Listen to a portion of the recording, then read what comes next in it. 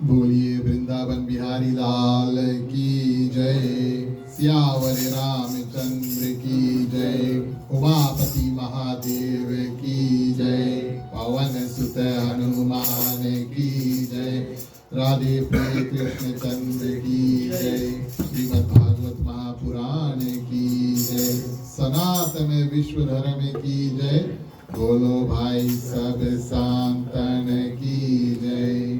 उपस्थित आदरणीय श्रोतागण, इस सप्ताहपरायण श्रीमद् भागवत महापुराण की कथा में हम और आप मिलकर के 5वें दिवस में प्रवेश कर चुके हैं। अपनी ओर से महाराज आचार्य श्री मार्कंड भट्ट जी और समस्त जो हमारे गृहस्थ परिवार है, श्रीमान श्रीमती राकेश राम परिवार की ओर से आप सभी को उनके ग्राम निवास में हार्दिक स्वागत अभिनंदन करते हैं। चलिए प्रिय श्रोतागण, 5वें दिवस का क्रम भगवान श्री कृष्ण को याद करके और उसके बाद में महाराज श्री से आग्रह करेंगे कि हम और आप कथा में प्रवेश करें।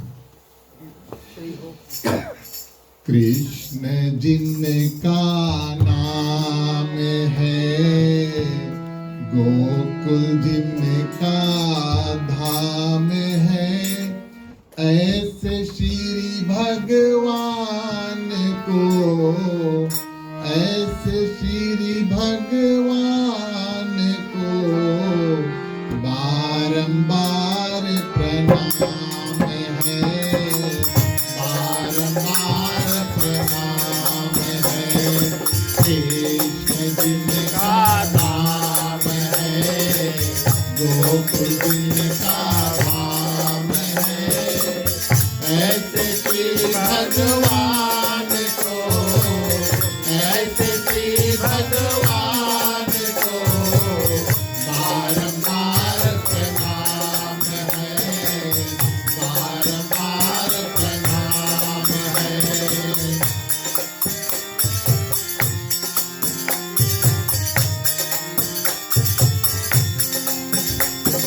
यशोदा जिनकी मैया है, नंद जी भैया है, यशोदा जिनकी मैया है, नंद जी भैया है, ऐसे श्री गोपाल को, ऐसे श्री गोपाल को बारंबार प्रणाम है, बारंबार प्रणाम है। कृष्ण नाम है, गोकुल जिनका नाम है, ऐसे श्री भगवान को, ऐसे श्री भगवान को बारंबार प्रणाम है, बारंबार प्रणाम है।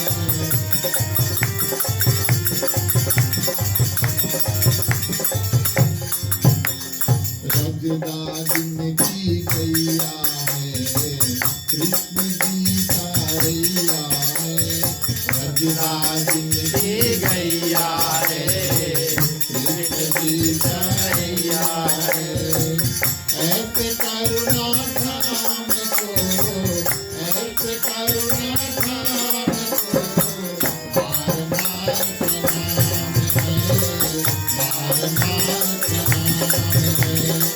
कृष्ण जिनका नाम है, गोकुल जिनका धाम है, ऐसे श्री भगवान को, ऐसे श्री भगवान को बारंबार प्रणाम है, बारंबार प्रणाम है, बारंबार प्रणाम।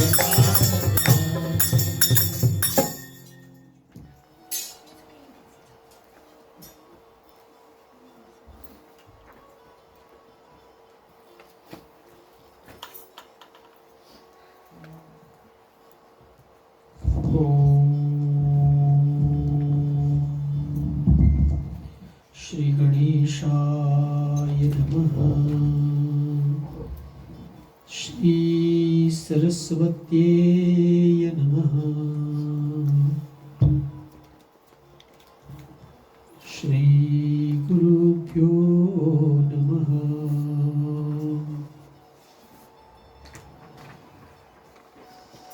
कृष्णाय वासुदेवाय हरये परमात्मने प्रणतक्लेशनाशाय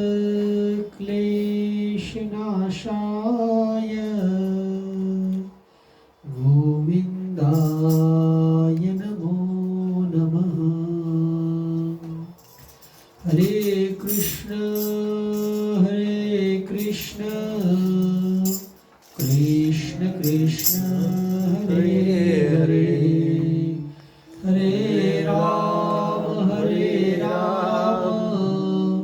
राम राम हरे हरे। श्री कृष्ण कन्हैया लाल की जय। गोवर्धन महाराज की जय। श्रीमद् भागवत महापुराण की जय। श्री व्यास नारायण भगवान की जय। श्री सुखदेव जी महाराज की जय। उमापति महादेव की जय। परम दयालु कृपालु नंद नंदन भगवान श्री कृष्ण के सुकोमल चरण कमलों में कोटि कोटि प्रणाम।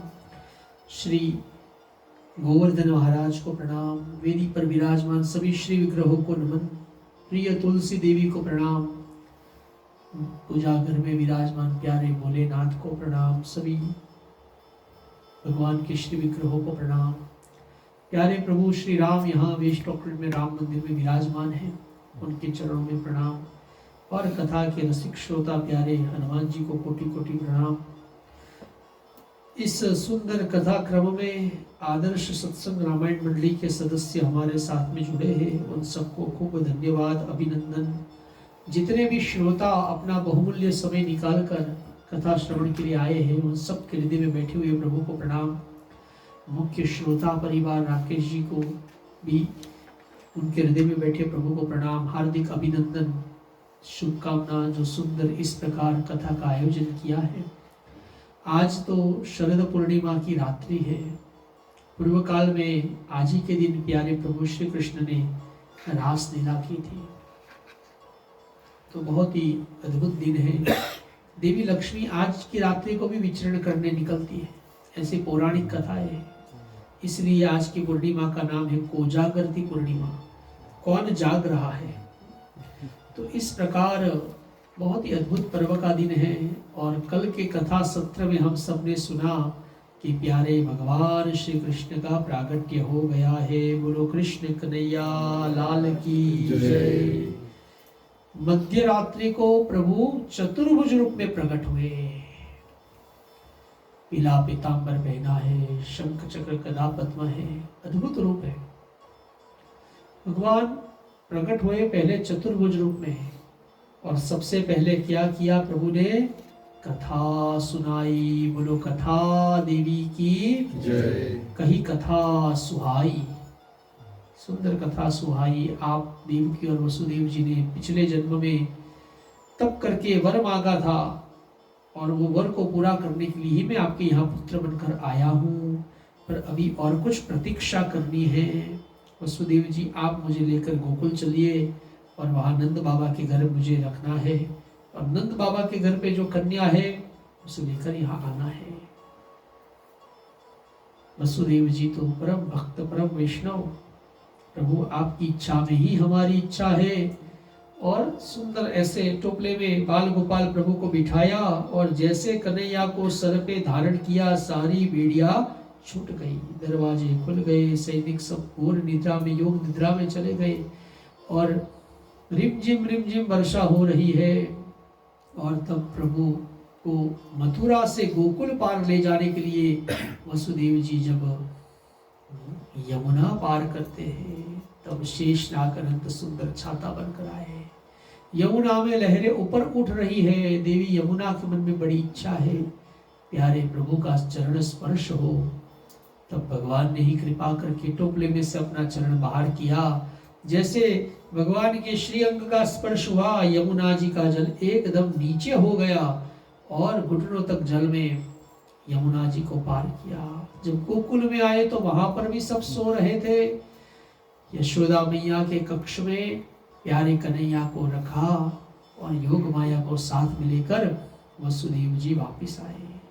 जैसे योग माया को लेकर कारागृह में आ गए, ऐसे फिर बेड़िया बंद हो गई, ताले लग गए। सैनिक योग माया ने जैसे रोना शुरू किया, सैनिक जाग गए, महाराज महाराज 8वां गर्भ ने जन्म ले लिया है। कंस दौड़ा हुआ आया, ये भी नहीं देखा कि नारी है, कन्या है कि पुत्र है।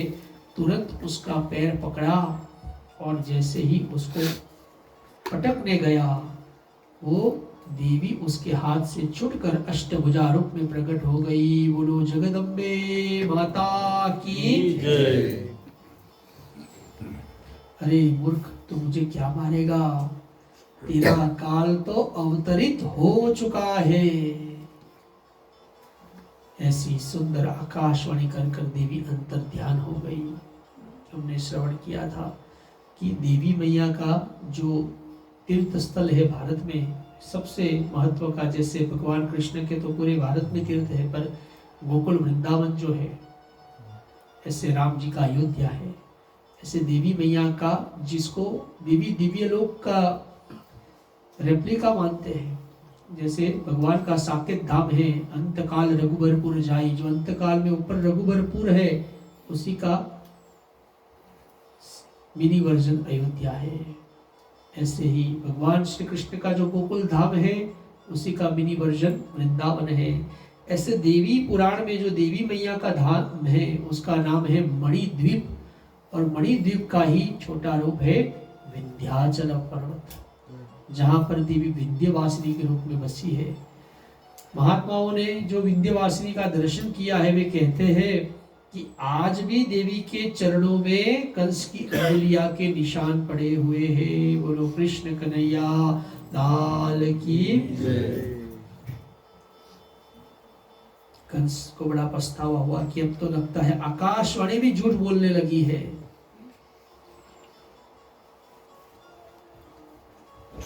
इधर कंस चिंता में है कि मेरा काल कहाँ होगा, वो चिंता कर रहा है। करने देते हैं, हम लोग चलते हैं गोकुल में, जहां कन्हैया का सुंदर जन्मोत्सव होने वाला है। प्रातः काल ब्रह्म मुहूर्त में नंद बाबा जागे हैं और जाग कर सबसे पहले गौशाला में गए हैं। ये उनका नित्य क्रम है। कोई गैया कोई इंजर्ड तो नहीं है, किसी को प्यास तो नहीं लगी, किसी को खाना तो नहीं चाहिए। सुंदर गैया की सेवा करते हैं और गाय या मैया से ही प्रार्थना करते हैं, हे गौ माता, मेरा नाम हो, मेरा श्राद्ध हो, ये सबके लिए नहीं, लेकिन आपकी सेवा चलती रहे, इसलिए मेरे घर पे लाला हो, ऐसी मैं प्रार्थना करता हूँ। तो उस समय वे ध्यान में चले जाते हैं और वो ध्यान में उनको भगवान श्री कृष्ण का सुंदर नीलमणि रूप का दर्शन होता है। जब वे ध्यान कर रहे थे तब उनकी बहन, जिनका नाम है सुनंदा जी, वे भी वहां पर आई थी। वो जब गई, यशोदा मैया तो सोई हुई है, पर देखा यशोदा मैया के बाजू में सुंदर नीलमणि के सदृश लाला हुआ है। भागी हुई आई, भैया भैया गौशाला में क्या कर रहे हो? आपकी यहाँ लाला हुआ है। जैसे कानों में शब्द पड़ा कि पुत्र का जन्म हुआ है, बारंबार नंद बाबा ने गैया मैया को प्रणाम किया और ये समाचार पूरे गोकुल में व्याप्त हो गए। सब तैयारी करने लगे नंदोत्सव की। नंदोत्सव की तैयारी का जो सुंदर श्लोक है, बड़ा ही अद्भुत श्लोक है। हरे कृष्ण कृष्ण कृष्ण हरे हरे, हरे राम राम राम हरे हरे, हरे कृष्ण कृष्ण कृष्ण हरे हरे, हरे राम राम हरे हरे। श्री शुक उवाच नंदः त्वात्मज उत्पन्ने जातः लादो मनामना आहूय विप्रान वेदज्ञान स्नातः सुचिरलंकृतान। परीक्षित, नंद बाबा बड़े ही मनस्वी और उदार थे। पुत्र का जन्म होने पर तो उनका हृदय विलक्षण आनंद से भर गया और उन्होंने सुंदर वस्त्र धारण किए, वेदज्ञ ब्राह्मणों को बुलाकर स्वस्ति वाचन कराया और अपने पुत्र का जात कर्म संस्कार करवाया। साथ ही देवता और पितरों की विधि पूर्वक पूजा की। उन्होंने ब्राह्मणों को वस्त्र और आभूषणों से सुसज्जित 2 लाख गवों का दान किया। रत्न और सुनहरे वस्त्रों से ढके हुए तिल के 7 पहाड़ दान किए। इस प्रकार नंद बाबा ने, आत्मा की शुद्धि तो आत्मज्ञान से होती है, पर धन की शुद्धि दान से होती है।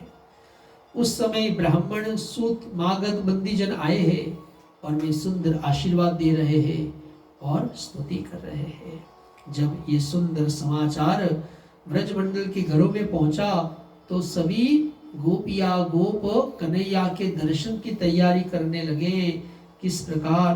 तो सबसे पहले उन्होंने अपने आंगन को साफ किया। आंगन में सुंदर तोरण लगाए, कलश स्थापित किए, सुगंधी जल छिड़का, ध्वजा पताका लगाए और बंधन द्वार लगाया। और उसके बाद में अपने बछड़ों को तैयार किया। बछड़ों को हल्दी तेल का लेप किया, सुंदर गेरुआ रंग की रंगीन धातु से उनके ऊपर आकृतियां की, उनको मोर पंख लगाया, फूलों का हार पहनाया और सुंदर सोने की चैन से उनको सजाया। पहले आंगन साफ किया, फिर गैया मैया को तैयार किया। अब सारे गोप तैयार हो रहे हैं।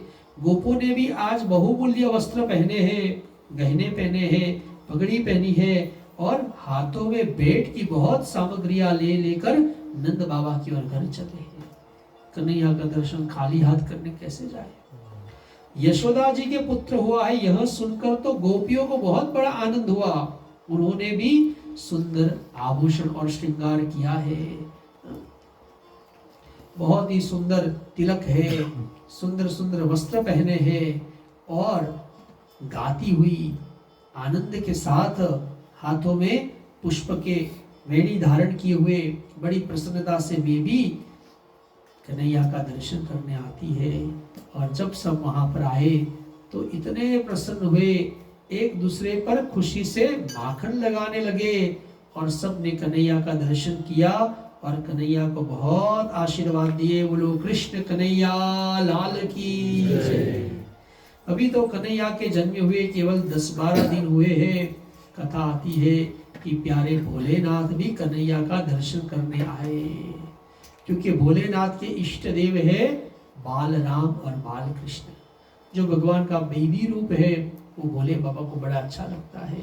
जब भी वे कथा सुनाते हैं तो बाल रूप का ध्यान धरते हैं। मंगल भवन मंगलहारी द्रवौ सो दशरथ अजिर बिहारी। दशरथ जी के आंगन में जो विहार करते हैं वो प्रभु राम का वो ध्यान धरते हैं, यानी बाल राम का ध्यान धरते हैं। तो बड़ा सुंदर दर्शन के लिए जब भोलेनाथ आए हैं तो भोलेनाथ के मस्तक पर तो जटा है, तो कहा आपका चेहरा देखकर मेरा लाला कहीं डर न जाए। मैया ने कहा चाहे जो भी दान चाहिए वो ले लो, पर मैं लाला को नहीं दिखाऊंगी। अब भोले बाबा ने भगवान कन्हैया को विनती की, प्रभु आप ही कोई उपाय करे, आपका दर्शन हो। तब कन्हैया ने रोना शुरू किया। सारे प्रयास किए, लाला चुप नहीं हो रहा है। तब किसी गोपी ने कहा लगता है वो बाहर जो महात्मा है उनके आशीर्वाद से चुप हो जाए। ठीक है महाराज, आप इनका दर्शन करना, लेकिन थोड़ा अपना ये जो साफ बाप है साइड पे करके दर्शन करना। बोलो श्री हरि की जय। और तब भोलेनाथ को सुंदर कन्हैया का दर्शन हुआ। बड़ी मधुर लीला हुई। हमारे नंद बाबा बड़े ही डिसिप्लिन्ड और नियम के पक्के थे। उन्होंने देखा कि टैक्स ड्यू हो रहा है कंस का।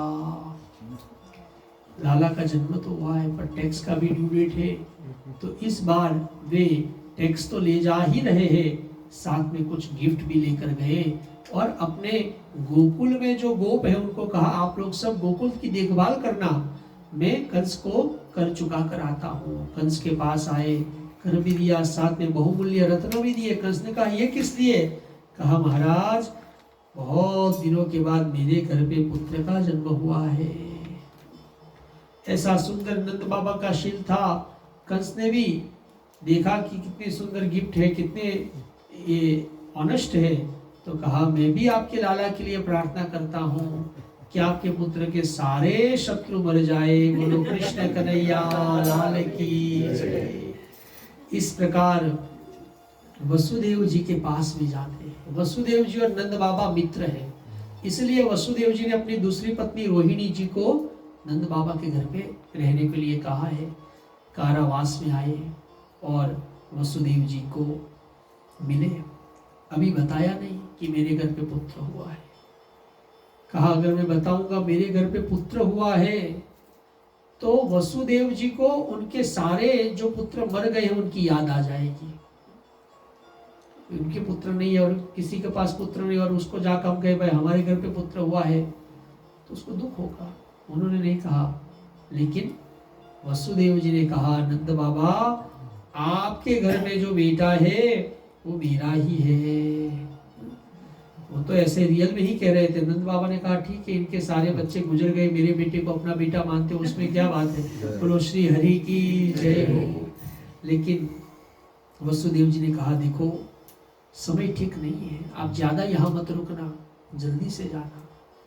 इस तरफ कंस ने पूतना नाम की राक्षसी को कहा कि आकाशवाणी ने कहा है, देवी ने कहा है कि उनका काल अभी अभी अवतरित हुआ है, इसलिए पूरे ब्रजमंडल में जो अभी अभी जन्मे हुए बालक है सबको जाकर तुम मार दो।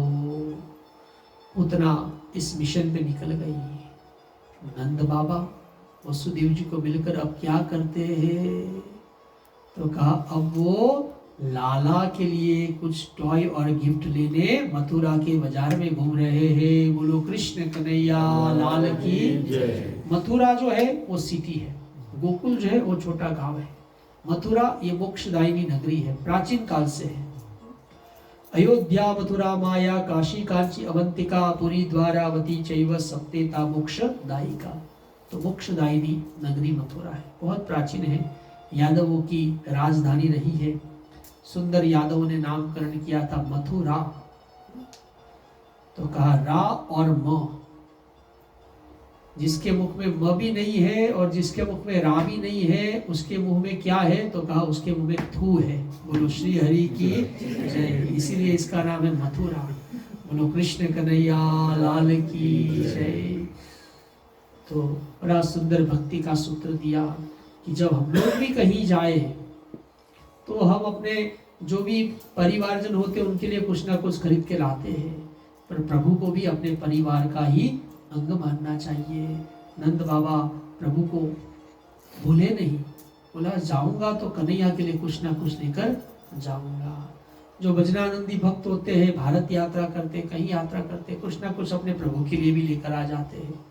इंडिया में तो प्रभु का सामान मिलता ही है, पर इधर भी कुछ वेस्टर्न कंट्री में भी ट्रिप हो तो भाई कन्हैया के लिए कुछ नट्स ले लेंगे, कुछ टावल ले लेंगे, कुछ भोग का सामान ले लेंगे। ऐसा प्रेम भाव।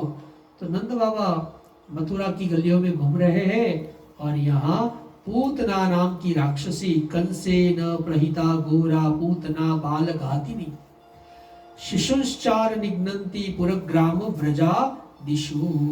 आओ सुंदर पूतना आ रही है, उसका सुंदर पद सुनते हैं, फिर आगे कथा में बढ़ते हैं।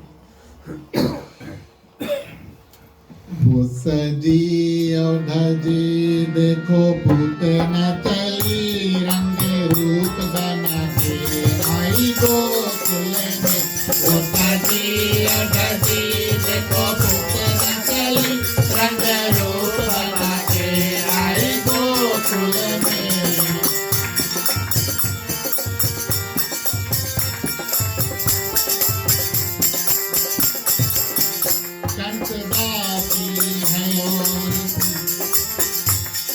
गाती है अनिता करी है, कंस गाती है अनिता करी है, कंस गाती है अनिता करी है। बाल घाती है, बाल घाती है, मुसदी अगदी देखो पूतना चली रंग रूप बना के आई गोकुल में।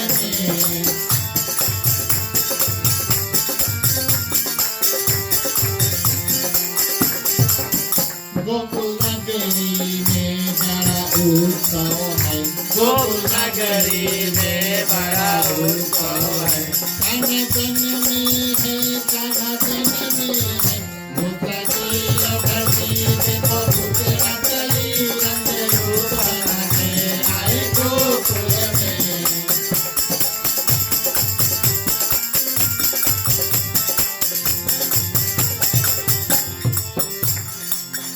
पुतना पहुँची द्वारे नंद बाबा के, पुतना पहुँची द्वारे नंद बाबा के, मिले यशोदा माँ, मिले यशोदा माँ, मुक्ता जी अब जीवन को पुतना चली रंग रूप बनाने आए गोकुल में।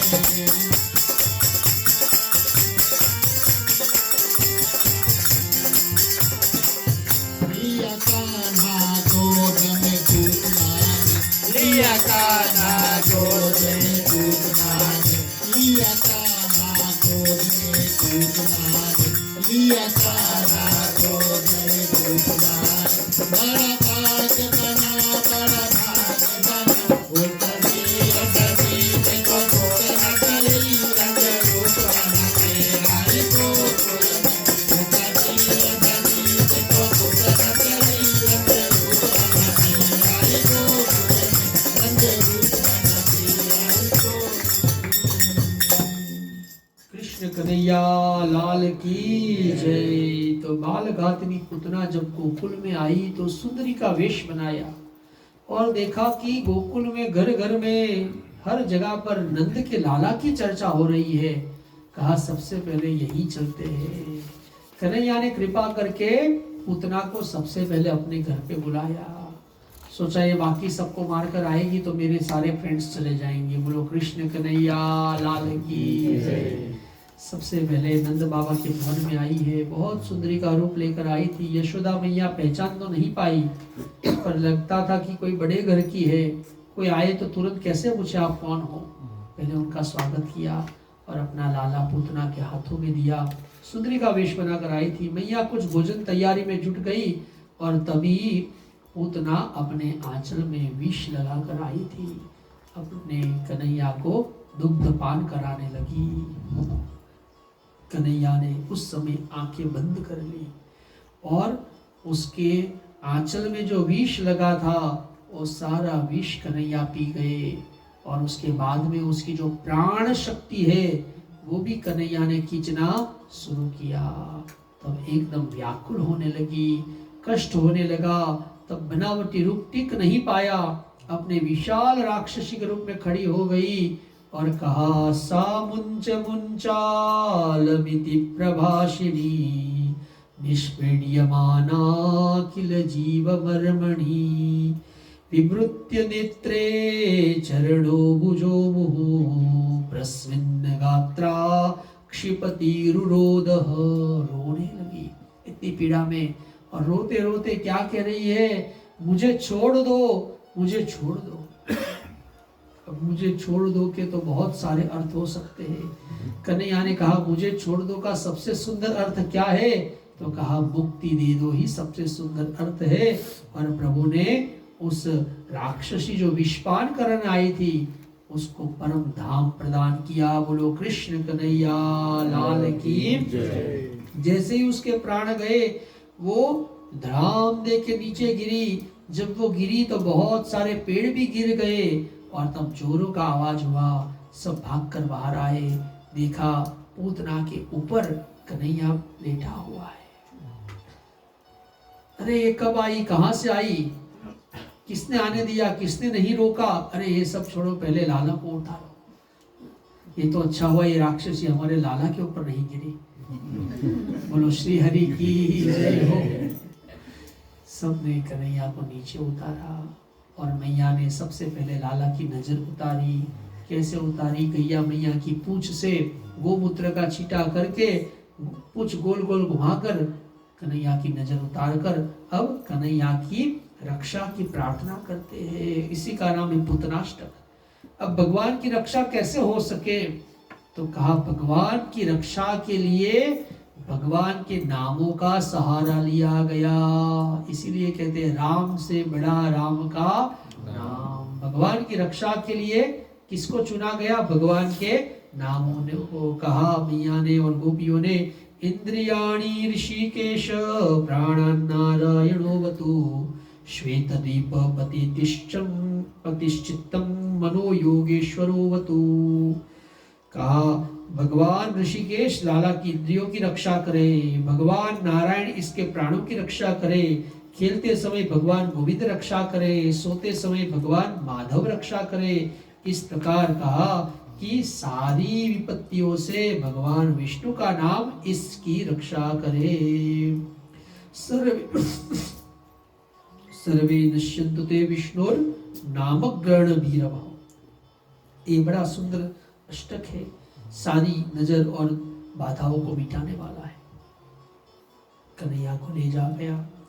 अब सारे गोप चिंता करने लगे, इतनी विशाल राक्षसी का इतना बड़ा शरीर है, इसका दाह संस्कार कैसे करेंगे।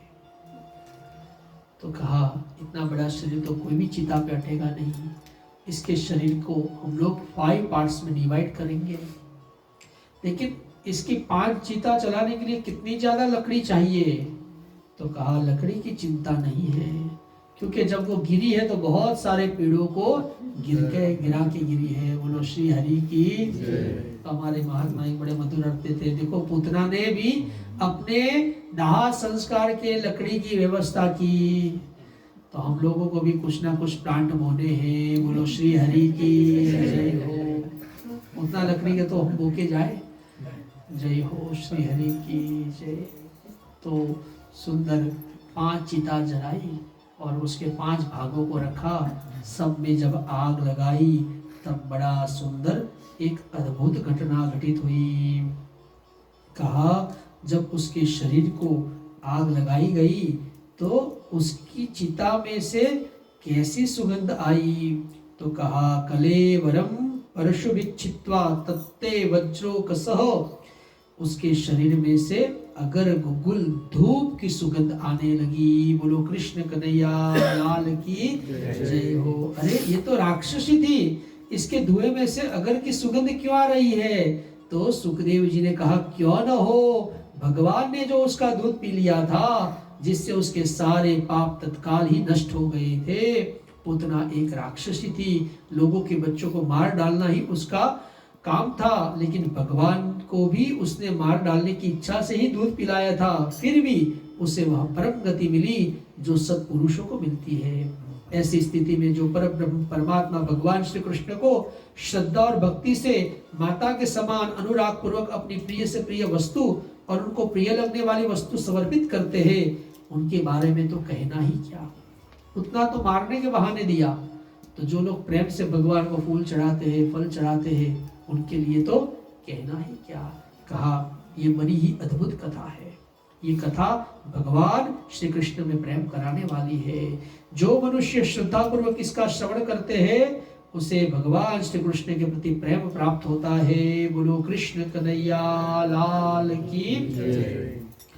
पूतनावध के बाद कन्हैया ने 108 डेज कंप्लीट किए।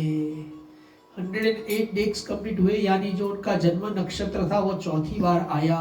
उनका नक्षत्र था रोहिणी नक्षत्र। 27 नक्षत्र है, तो 27 टाइम 408 डे हुए। तो मैया ने कहा ये अच्छा मौका है, अब कन्हैया का हम लोग कुछ उत्सव करते हैं। 108 डे कंप्लीट किया है और उसी दिन कन्हैया ने करवट भी बदली।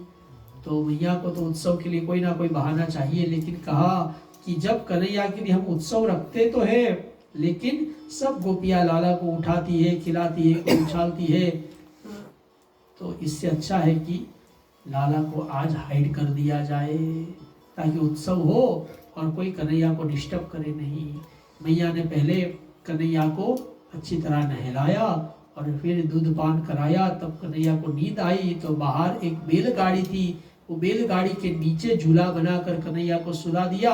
उस बैलगाड़ी के ऊपर माखन दही आदि पदार्थ भरे हुए थे। अब अंदर बड़ा सुंदर उत्सव हो रहा है। किसका उत्सव हो रहा है? कहा कन्हैया का। कन्हैया कहाँ है? वहां से बाहर है, छिपे हुए हैं। कहा ये भी एक असुर भाव है कि उत्सव भगवान का हो और भगवान ही बैकग्राउंड में हो, सारे रस ऊपर हो और भगवान नीचे हो। बल्कि भगवान ऊपर होने चाहिए, बाकी सारे रस नीचे होने चाहिए। तब वहीं पर एक असुर आया और वो बैलगाड़ी में बैठ गया। उस असुर का नाम था सकटासुर। बैलगाड़ी को संस्कृत में सकट कहते हैं। तब कन्हैया ने देखा कि ये सकट नाम का असुर बैलगाड़ी में आकर बैठा है। कन्हैया ने झूले में से अपना पैर ऊपर की ओर किया और जैसे भगवान श्री कृष्ण के चरणों का स्पर्श बैलगाड़ी को हुआ, वो असुर का उद्धार हुआ और पूरी बैलगाड़ी उछलकर नीचे गिर गई। बोलो कृष्ण कन्हैया लाल की जय। कुछ बालकों ने देख लिया ये दृश्य, सब आवाज सुनकर बाहर आए। बालकों ने कहा हमने देखा था, ये लाला ने जब पैर ऊपर किया था तब ये बैलगाड़ी उल्टी हुई थी, पर किसी ने उनकी बात पर भरोसा किया नहीं। बोलो कृष्ण कन्हैया लाल की जय। फिर कंस के द्वारा भेजा गया तृणावर्त। तृणावर्त ये टोर्नेडो के रूप में आया। प्रभु को मालूम है आज तृणावर्त आना है और उसको किस प्रकार मारना है। तो जब मैया कन्हैया को दूध पान करा रही थी तब कन्हैया ने एकदम अपना वजन बढ़ाया। मैया को लगा अरे आज कन्हैया इतना भारी कैसे हो गया, ये तो उठा पाना मुश्किल है। मैया ने कन्हैया को रख दिया साइड पे, अंदर चली गई। उसी समय वो तृणावर्त आया और कन्हैया को उठाकर आकाश की ओर उड़ पड़ा। सारे ब्रजवासियों की आंख में धूल आ गई और तब भगवान ने अपना वजन बढ़ाया। इतना वजन बढ़ाया कि तृणावर्त सह नहीं पाया। सोचने लगा अरे मैंने जल्दी जल्दी में कोई पत्थर तो नहीं उठा लिया है। प्रभु ने कहा हमारे भक्त पत्थर में मुझे देखते हैं और इस मूर्ख को देखो मुझ में पत्थर देख रहा है, इसको पत्थर पे पटकना पड़ेगा। भगवान ने इतना जो वजन बढ़ाया कि वो सह नहीं पाया, नीचे पत्थर पर पटक कर उसका उद्धार हुआ। बोलो कृष्ण कन्हैया लाल की। इस प्रकार सुंदर तृणावर्त का उद्धार हुआ। और फिर आगे की कथा बड़ी मधुर है कि गर्गाचार्य जो यादवों के कुल गुरु है वो कारागृह में वसुदेव जी को मिले थे। तब वसुदेव जी ने कहा गुरुदेव आप तो हमारे कुल गुरु है, हमारी पूजा पाठ आप ही कराते हैं। आपसे एक बात कहना चाहता हूँ कि जो मेरी पत्नी रोहिणी है गोकुल में नंद बाबा के घर पे, उनका जो बेटा है वो तो मेरा है ही है, लेकिन नंद बाबा का बेटा भी मेरा बेटा है। आप ही हमारे पुरोहित है, क्यों नहीं आप जाके हमारे दोनों लालाओं का नामकरण संस्कार कर दे। नंद बाबा ने गर्गाचार्य जी ने कहा जरूर मैं करूंगा। अब तक सब लोग कन्हैया को लाला लाला कह के पुकारते थे। जब गर्गाचार्य जी आए नंद बाबा तो कृतकृत्य हो गए। ऐसे बड़े महात्मा हमारे गांव में आए, सुंदर स्वागत किया और कहा महाराज श्री हम सब आपसे विनती करते हमारे दोनों लालाओं का नामकरण कर दीजिए। तो गर्गाचार्य जी ने कहा मैं नामकरण तो करूंगा पर एक शर्त पे करूंगा। क्या शर्त है कि कोई भी उत्सव नहीं होगा। बोलो कृष्ण कन्हैया लाल की जय। आप तो हमेशा कुछ ना कुछ सेलिब्रेशन करते हैं, लेकिन किसी को इनवाइट नहीं करोगे तो मैं नामकरण करूंगा। महाराज क्यों ऐसा, हमारे तो एक ही लाला है, इतनी बड़ी उम्र के बाद हुआ है। तो कहा देखो मैं तो यादवों का कुल गुरु हूँ, अगर कंस को पता चल गया कि मैंने यहाँ आकर नामकरण किया है तो उसको लगेगा कि उसका काल यहाँ अवतरित हुआ है, इसलिए गुप्त रूप से करते हैं। महाराज आप जैसा कहो ऐसा करेंगे। तो कहाँ करे, तो कहा गौशाला, ये बड़ा पवित्र स्थान माना जाता है, गौशाला में करते हैं। सुंदर पूजा का क्रम किया। रोहिणी मैया अपनी गोद में बालक को लेकर आई, यशोदा मैया कन्हैया को लेकर आए और तब गर्गाचार्य ने कहा रोहिणी मैया की गोद में जो गोर वर्ण के बालक थे, कहा ये तो बहुत बलवान है, इसके लिए इसका नाम मैं बल रखता हूँ, सबको ये आनंद देगा, इसलिए मैं ये बालक का नाम राम भी रखता हूँ। बोलो बलराम जी महाराज की जय। और जब यशोदा मैया की गोद में लाला को देखा तो समाधि में चले गए। जगाया बाबा जागो, ये क्या कर रहे हैं, जल्दी से हमारे लाला का नामकरण करो। तो कहा ये जो आपके गोद में बेटा सो रहा है वो तो हर युग में अवतरित होता है, इस युग में सांवरा बनकर आया है, ये सबको अपनी ओर आकर्षित करेगा, इसलिए इस बालक का नाम मैं रखता हूँ। बोलो कृष्ण कन्हैया लाल की जय। सुंदर नामकरण हुआ और फिर गर्गाचार्य जी का भी यथा योग्य सम्मान करके उनको विदा किया। अब कन्हैया की मधुर मधुर बाल लीलाएं शुरू हुई है। सबसे पहली मधुर बाल लीला है, एक दिन कन्हैया ने माटी खाई। बोलो कृष्ण कन्हैया लाल की जय। बलराम जी ने देख लिया, मैया को अगर बताया, मैया कन्हैया ने माटी खाई है। मैया कन्हैया के पास आई, लाला क्या तूने माटी खाई है? तो सबसे पहली बार कन्हैया भागवतम में बोले हैं, क्या बोले? मैंने माटी नहीं खाई। बोलो कृष्ण कन्हैया लाल की जय। इतना अद्भुत है, भगवान ने कहा मैंने माटी नहीं खाई। इसी में बड़ा बड़ा वेदांत की फिलोसॉफी प्रूफ हो जाती है कि परम तत्व कुछ खाता नहीं है, वो तो हमेशा पूर्ण है। इस प्रकार जब वेदांतियों को भी वेदांत तत्व इतनी रसिक शैली में भागवत पुराण में मिले तो सभी को ये पुराण बड़ा प्यारा लगता है। और तब कहा तो ठीक है, मुंह खोलो लाला। और फिर कन्हैया ने जब मुंह खोला तो मुख में भगवान ने पूरे ब्रह्मांड का दर्शन कराया। बोलो कृष्ण कन्हैया लाल की। मानो प्रभु कहना चाहते हैं, जो भगवान को प्रेम से भोग लगाएगा वो पूरे ब्रह्मांड को तृप्त करेगा। कृष्ण कन्हैया लाल की जय। लेकिन मैया अगर ये सब देख ले तो फिर तो पुत्र भाव दूर हो जाए। अपनी वैष्णवी माया से कहा कि मैया को सब बुला दो। फिर सब बुला दिया गया और कन्हैया की मधुर मधुर लीलाएं चलती है। कीचड़ में खेलते हैं, गोबर से खेलते हैं। एक दिन तो कन्हैया इतना ज्यादा मिट्टी और कीचड़ से लपेटे हुए आए कि मैया ने कह दिया, लगता है तू तो पिछले जन्म में सुअर था क्या? बोलो श्री हरि की जय हो। कन्हैया एकदम चौंक गए, मैया को कैसे पता चल गया मैंने वराह अवतार लिया है? क्या मुझे पहचान लिया कि नहीं? थोड़े घबरा गए, देखा नहीं वो तो ऐसे ही कीचड़ के कारण कह रही है। कभी तो छोटी छोटी गैया की पूछे पकड़ ले और उनके साथ स्लाइड करे, ऐसी सुंदर सुंदर बाल लीलाएं करते हैं। हरे कृष्ण कृष्ण कृष्ण हरे हरे, हरे राम राम राम हरे। एक दिन जब पूर्ण चंद्रमा खिले तो लाला ने कहा, मैया मुझे भी चंदा चाहिए। बोलो कृष्ण कन्हैया लाल की जय। तो फिर सब गोपियां परेशान कि चंद्रमा कैसे देंगे लाला को। तब मैया ने एक युक्ति की, सुंदर पीड़ा मंगाया, पीड़े पर बड़ा सुंदर थाल रखा, थाल में जल भरा और जब चंद्रमा का प्रतिबिंब उसमें पड़ा तो कहा, ये लो कन्हैया चंदा। और कन्हैया ने जब चंद्रदेव का प्रतिबिंब देखा तो हंस पड़े। बोलो कृष्ण कन्हैया लाल की जय। भगवान के कुछ सखा, उनमें से एक सखा का नाम था मनसुखा। कन्हैया ने पूछा, मित्र तुम इतने सूखे सूखे क्यों हो, इतने दुबले क्यों हो? अरे हमारे घर पे हमको माखन नहीं मिलता है। अरे हमारे गोकुल में तो इतना अच्छा माखन होता है। वो होता तो है पर सारा एक्सपोर्ट हो जाता है। बोलो श्री हरि की जय हो। और वो खा खा कर कंस अपने चाणूर मुष्टि आदि मल्लों को खिलाता है और वे हमारे ऊपर ही शोषण करते हैं। कन्हैया ने कहा, देखो जो भी प्रोडक्शन होता है उसमें पहला अधिकार लोकल कम्युनिटी का है। अगर हमको नहीं मिलता है तो हम लोग चुरा के खाएंगे। अरे लाला तेरे घर पे क्या कमी है? तो कहा, तुम्हारे मेरे लिए नहीं, मैं आपके लिए माखन चोरी करूंगा। पर कन्हैया पकड़े गए तो अरे पकड़े कैसे गाएंगे, हम लोग सब मिल के करेंगे।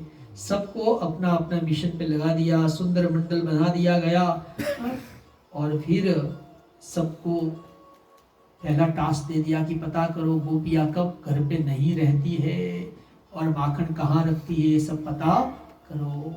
जिस समय गोपियां न हो उस समय जाए और माखन को खाए, खुद भी खाए और ग्वालों को भी खिलाए, बंदरों को भी खिलाए। बोलो कृष्ण कन्हैया लाल की जय। लाला ये बंदरों को क्यों खिलाते हो? कहा, इन्होंने मुझे राम अवतार में बहुत सहायता की थी। रावण के युद्ध में मैंने कोई उनको वेजेस पे किया नहीं था, फ्री में सबने मेरा कार्य किया था। तो ये तो सब मेरे प्यारे भक्त हैं, इनको मैं माखन खिलाऊंगा। और फिर कोई कोई गोपी के घर पे बासी माखन हो तो उसके बर्तन फोड़ दे। बोलो कृष्ण कन्हैया लाल की जय। ये सब गोपियां शिकायत करने लगी, माखन चोरी करने लाला आता है न आता है। पर बंदरों को भी खिलाता है, न केवल खिलाता है बर्तन भी फोड़ देता है। मैया ने कहा तो फिर तुम माखन को ऊपर उठाकर क्यों नहीं रखती हो? अरे हम ऊपर उठाकर रखती है, पर उनके जो सखा है वे सीढ़ी बनते हैं और कभी ऊपर चढ़ के माखन उतार देते हैं, तो कहीं छिपा कर क्यों नहीं रखती हो? कहा छिपा कर भी रखते हैं, पर तुमने जो कन्हैया के हाथों में बड़े सुंदर सुंदर मणि के कंगन पहनाए हैं, कन्हैया जहाँ जाता है वहीं उजाला हो जाता है और उसको सब दिख जाता है। बोलो कृष्ण कन्हैया लाल की जय। और क्या शरारत करता है?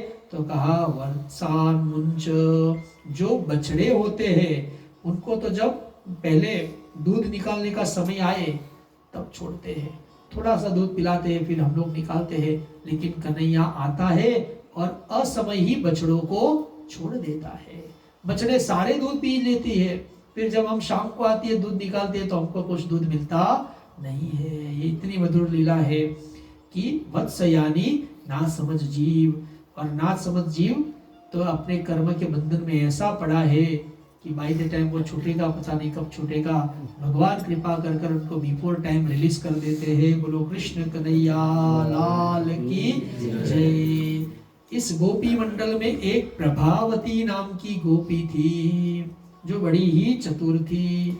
प्रभावती गोपी ने एक सुंदर अलार्म सिस्टम की रचना की। बोलो कृष्ण कन्हैया लाल की। क्या किया उसने? तो कहा ऐसी योजना की कि ऊपर उसने माखन को टिंगाया और कोई भी अगर माखन में से थोड़ा सा भी वेट कम करे तो वहां पर टन टन घंटी बज पड़े। इस तरह का सिस्टम किया उसने। कन्हैया अपने सखा मंडल के साथ वहां आ गए। कन्हैया ने देखा कि गोपी बड़ी चतुर है। क्या किया है उसने? माखन तो ऊपर किया है, साथ में घंटी का अलार्म सिस्टम भी जोड़ा है। भगवान ने देखा घंट के ऊपर उनका प्यारा गरुड़ बैठा है। घंट को कहा आज आपको आवाज करनी नहीं है। बोलो श्री हरि की जय। कन्हैया ऊपर चढ़े और पहले अपने सखाओं को माखन खिलाया। सारा माखन निकाल रहे हैं, घंटी में से कोई आवाज नहीं आ रही है। और फिर सखाओं ने कहा लाला तू भी खा। जैसे सखाओं ने कन्हैया के मुख में माखन डाला तो घंटी टन टन जोर से बज पड़ी। बोलो कृष्ण कन्हैया लाल की जय। कन्हैया ने आंखें बड़ी की, घंटी की ओर देखा। क्या मेरी बात नहीं मानोगे? प्रभु हम आप ही की बात मान रहे हैं, क्योंकि शास्त्रों में बताया है जब आपको भोग लगाया जाए तो घंटी बजाई जाए। बोलो कृष्ण कन्हैया लाल की। जब आपको भोग लगाया जाए तब तो बजना ही पड़ेगा। सब वहां से भागे। एक गोपी थी, बहुत चतुर थी, और उसने कन्हैया को रेड हैंडेड पकड़ लिया। बोलो कृष्ण कन्हैया लाल की जय। कहा अब मैं तुम्हें यशोदा मैया के पास लेकर जाऊंगी। वो किसी के बात पे भरोसा नहीं करती है, लेके जा रही है। साथ में वो गोपी का जो बेटा है वो भी कन्हैया की टीम में है, वो भी पीछे पीछे चला आ रहा है। जैसे ही सिटी जो टाउन का सेंटर है वहां से गुजर रहे थे, कुछ बड़े बुजुर्ग आए और वो गोपी ने अपना जो ओढ़नी है उसको नीचे किया। उसी समय कन्हैया ने कहा अरे गोपी तू थोड़ी तो रहम कर, मेरा हाथ इतना कोमल है, ये हाथ एकदम मुझे पीड़ा रहा है, कम से कम हाथ तो स्वैप कर ले। गोपी ने कहा ठीक है हाथ स्वैप करती हूँ। जैसे स्वैप का बात किया तभी उसके बेटे का हाथ पकड़ा दिया और कन्हैया भागकर चले गए। चिल्लाने लगी देखो यशोदा मैया तुम हमारी बात पे भरोसा नहीं करती हो, देखो तुम्हारे लाला को मैं पकड़ के लेकर आई हूँ। कन्हैया जब भाग कर आए थे, मैया देखो एक गोपी है वो बड़ी झूठी है, मेरी बुराई करने आएगी, लेकिन देखो मैं तो यहाँ शांति से हूँ। और तब मैया ने कहा अरे तू किसकी बात कर रही है, देख तुम्हारे हाथ लाला को पकड़ के लाई हूँ, देखो तो सही कौन है। तो देखा उसी का बेटा था। बोलो कृष्ण कन्हैया लाल की। ऐसी मधुर मधुर लीलाएं हुई। और माखन चोरी के द्वारा प्रभु ने क्या किया? तो कहा गोपियों के चित्त को चुरा लिया। कृष्ण कन्हैया लाल की। देखो भगवान को याद करना कितना मुश्किल है। हमने पंचम स्कंद में देखा था कि भरत जी महाराज तो याद करने के लिए ही घर छोड़ के आए थे, बड़े चक्रवर्ती राजा थे, लेकिन अंतकाल प्रभु की याद नहीं आई। और यहाँ गोकुल में भगवान माखन चोरी के द्वारा ऐसी कृपा करते हैं कि सबको बिना किसी एफर्ट से कन्हैया की याद आती है। बाल कृष्ण रूप क्या है? तो कहा ये सुपर सिंप्लीफिकेशन ऑफ सुप्रीम है। इतना सलिलकरण परम तत्व का पहले कभी नहीं हुआ जितना कृष्ण लीला में हुआ है। रामलीला में क्या था? वो राजकुमार थे, बहुत प्रोटोकॉल थे, कोई उनके पास नहीं जा सकता है, वो कहीं नहीं जा सकते, all the time security guard साथ में रहते थे, ये सब बातें थी। लेकिन कृष्ण लीला में कोई रोक टोक नहीं है। प्रभु ने अपने आप को अत्यंत सरल कर दिया।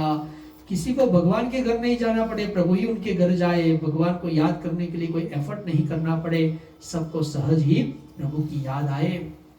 तो माखन चोरी की लीला ये चित्त चोरी की लीला है। कहा भगवान को अगर गोपिया माखन चोर कहे और उनके बड़े ही प्रेमी भक्त कहे तो ठीक है, लेकिन कोई सामान्य व्यक्ति अगर उनको माखन चोर कहे तो उसको दंड मिलता है, क्योंकि भगवान कभी चोर नहीं हो सकते हैं, क्योंकि सब कुछ भगवान का है। बोलो कृष्ण कन्हैया लाल की जय। अगर भगवान का कुछ नहीं हो तो चोरी की बात है। यहाँ तो यत्र तत्र सर्वत्र उनकी ही सत्ता है। तो अगर प्रेम से कोई उनको माखन चोर कहे तो ठीक है, सीरियसली कहे तो फिर उसको दंड मिलेगा। बोलो कृष्ण कन्हैया लाल की जय। ऐसी सुंदर मधुर मधुर लीला हुई है, माखन चोरी की लीला है।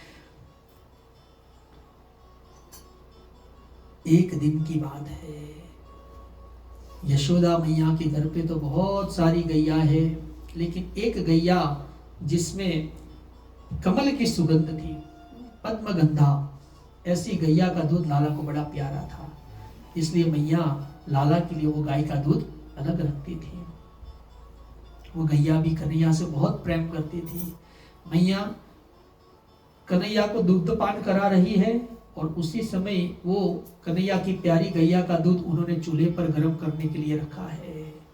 तब मैया के कानों में आवाज आई कि अभी उफान आने वाली है। कन्हैया को दूध पिलाते हुए छोड़कर बाजू में रखकर मैया भागी दूध को बचाने के लिए।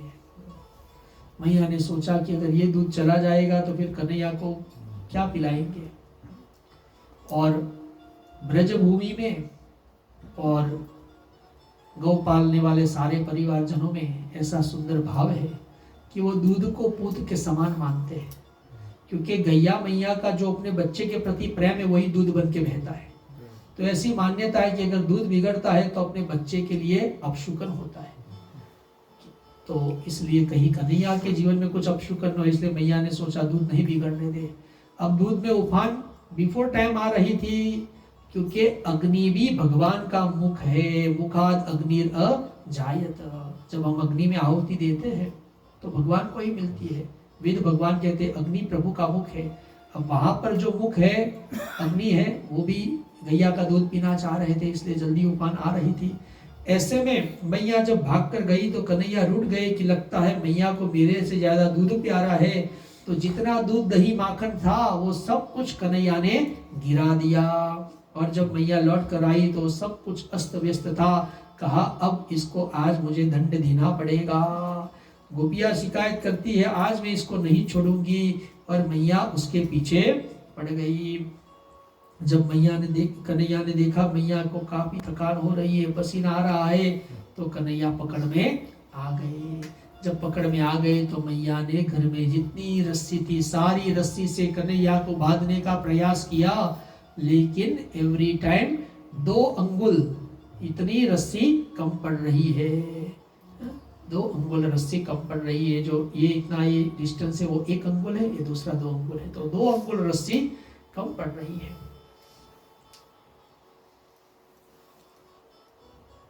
सारी रस्सी जब लेकर आ गई तब जाकर कन्हैया ने जब चाहा तब जाकर कन्हैया बंध गए। बोलो कृष्ण कन्हैया लाल की। तो ये 2 अंगुल क्या है? कस्टमर कहता है भाई हम $8 देंगे, शॉपकीपर कहता है हम $10 देंगे। 8 10 तो फिर क्या होता है भाई, एक तुम कम करो एक मैं बढ़ाता हूँ, तो 9 पे डील होता है। बोलो श्री हरि की जय हो। तो ये 2 अंगुल क्या है? तो कहा भाई जीवात्मा का पूर्ण प्रयास और भगवत कृपा ही 2 अंगुल है। जब हमारा एफर्ट 100% हो जाता है, जब तक 90% है तब तक 2 अंगुल का गैप है। 98% है तो अभी 2 अंगुल का गैप है। जब हमारा पूरा एफर्ट 100% होता है तो हम लोगों ने एक पूरा कंप्लीट किया तो भगवान ने भी एक डाउन करके बंध गए। तो कहा भगवान जब चाहे तभी कोई उनको बांध सकता है, खाली एफर्ट से वो बंधने वाले नहीं। ये 2 अंगुल यही है, 100% एफर्ट प्लस कृपा, ये 2 की गैप है। तो कोई चाहे ऐसा कह दे कि भाई ये मैं करूंगा और भगवान को बस में कर लूंगा, ऐसा कभी नहीं हो सकता है। कोई बोले भाई मैं 1 मिलियन देकर बस में कर लूंगा, ऐसा भी नहीं हो सकता है। जब तक वो नहीं चाहे तब तक नहीं होगा। तो जब भगवान ने चाहा तब वे बंध गए। किससे बंध गए? एक उखल से बंध गए।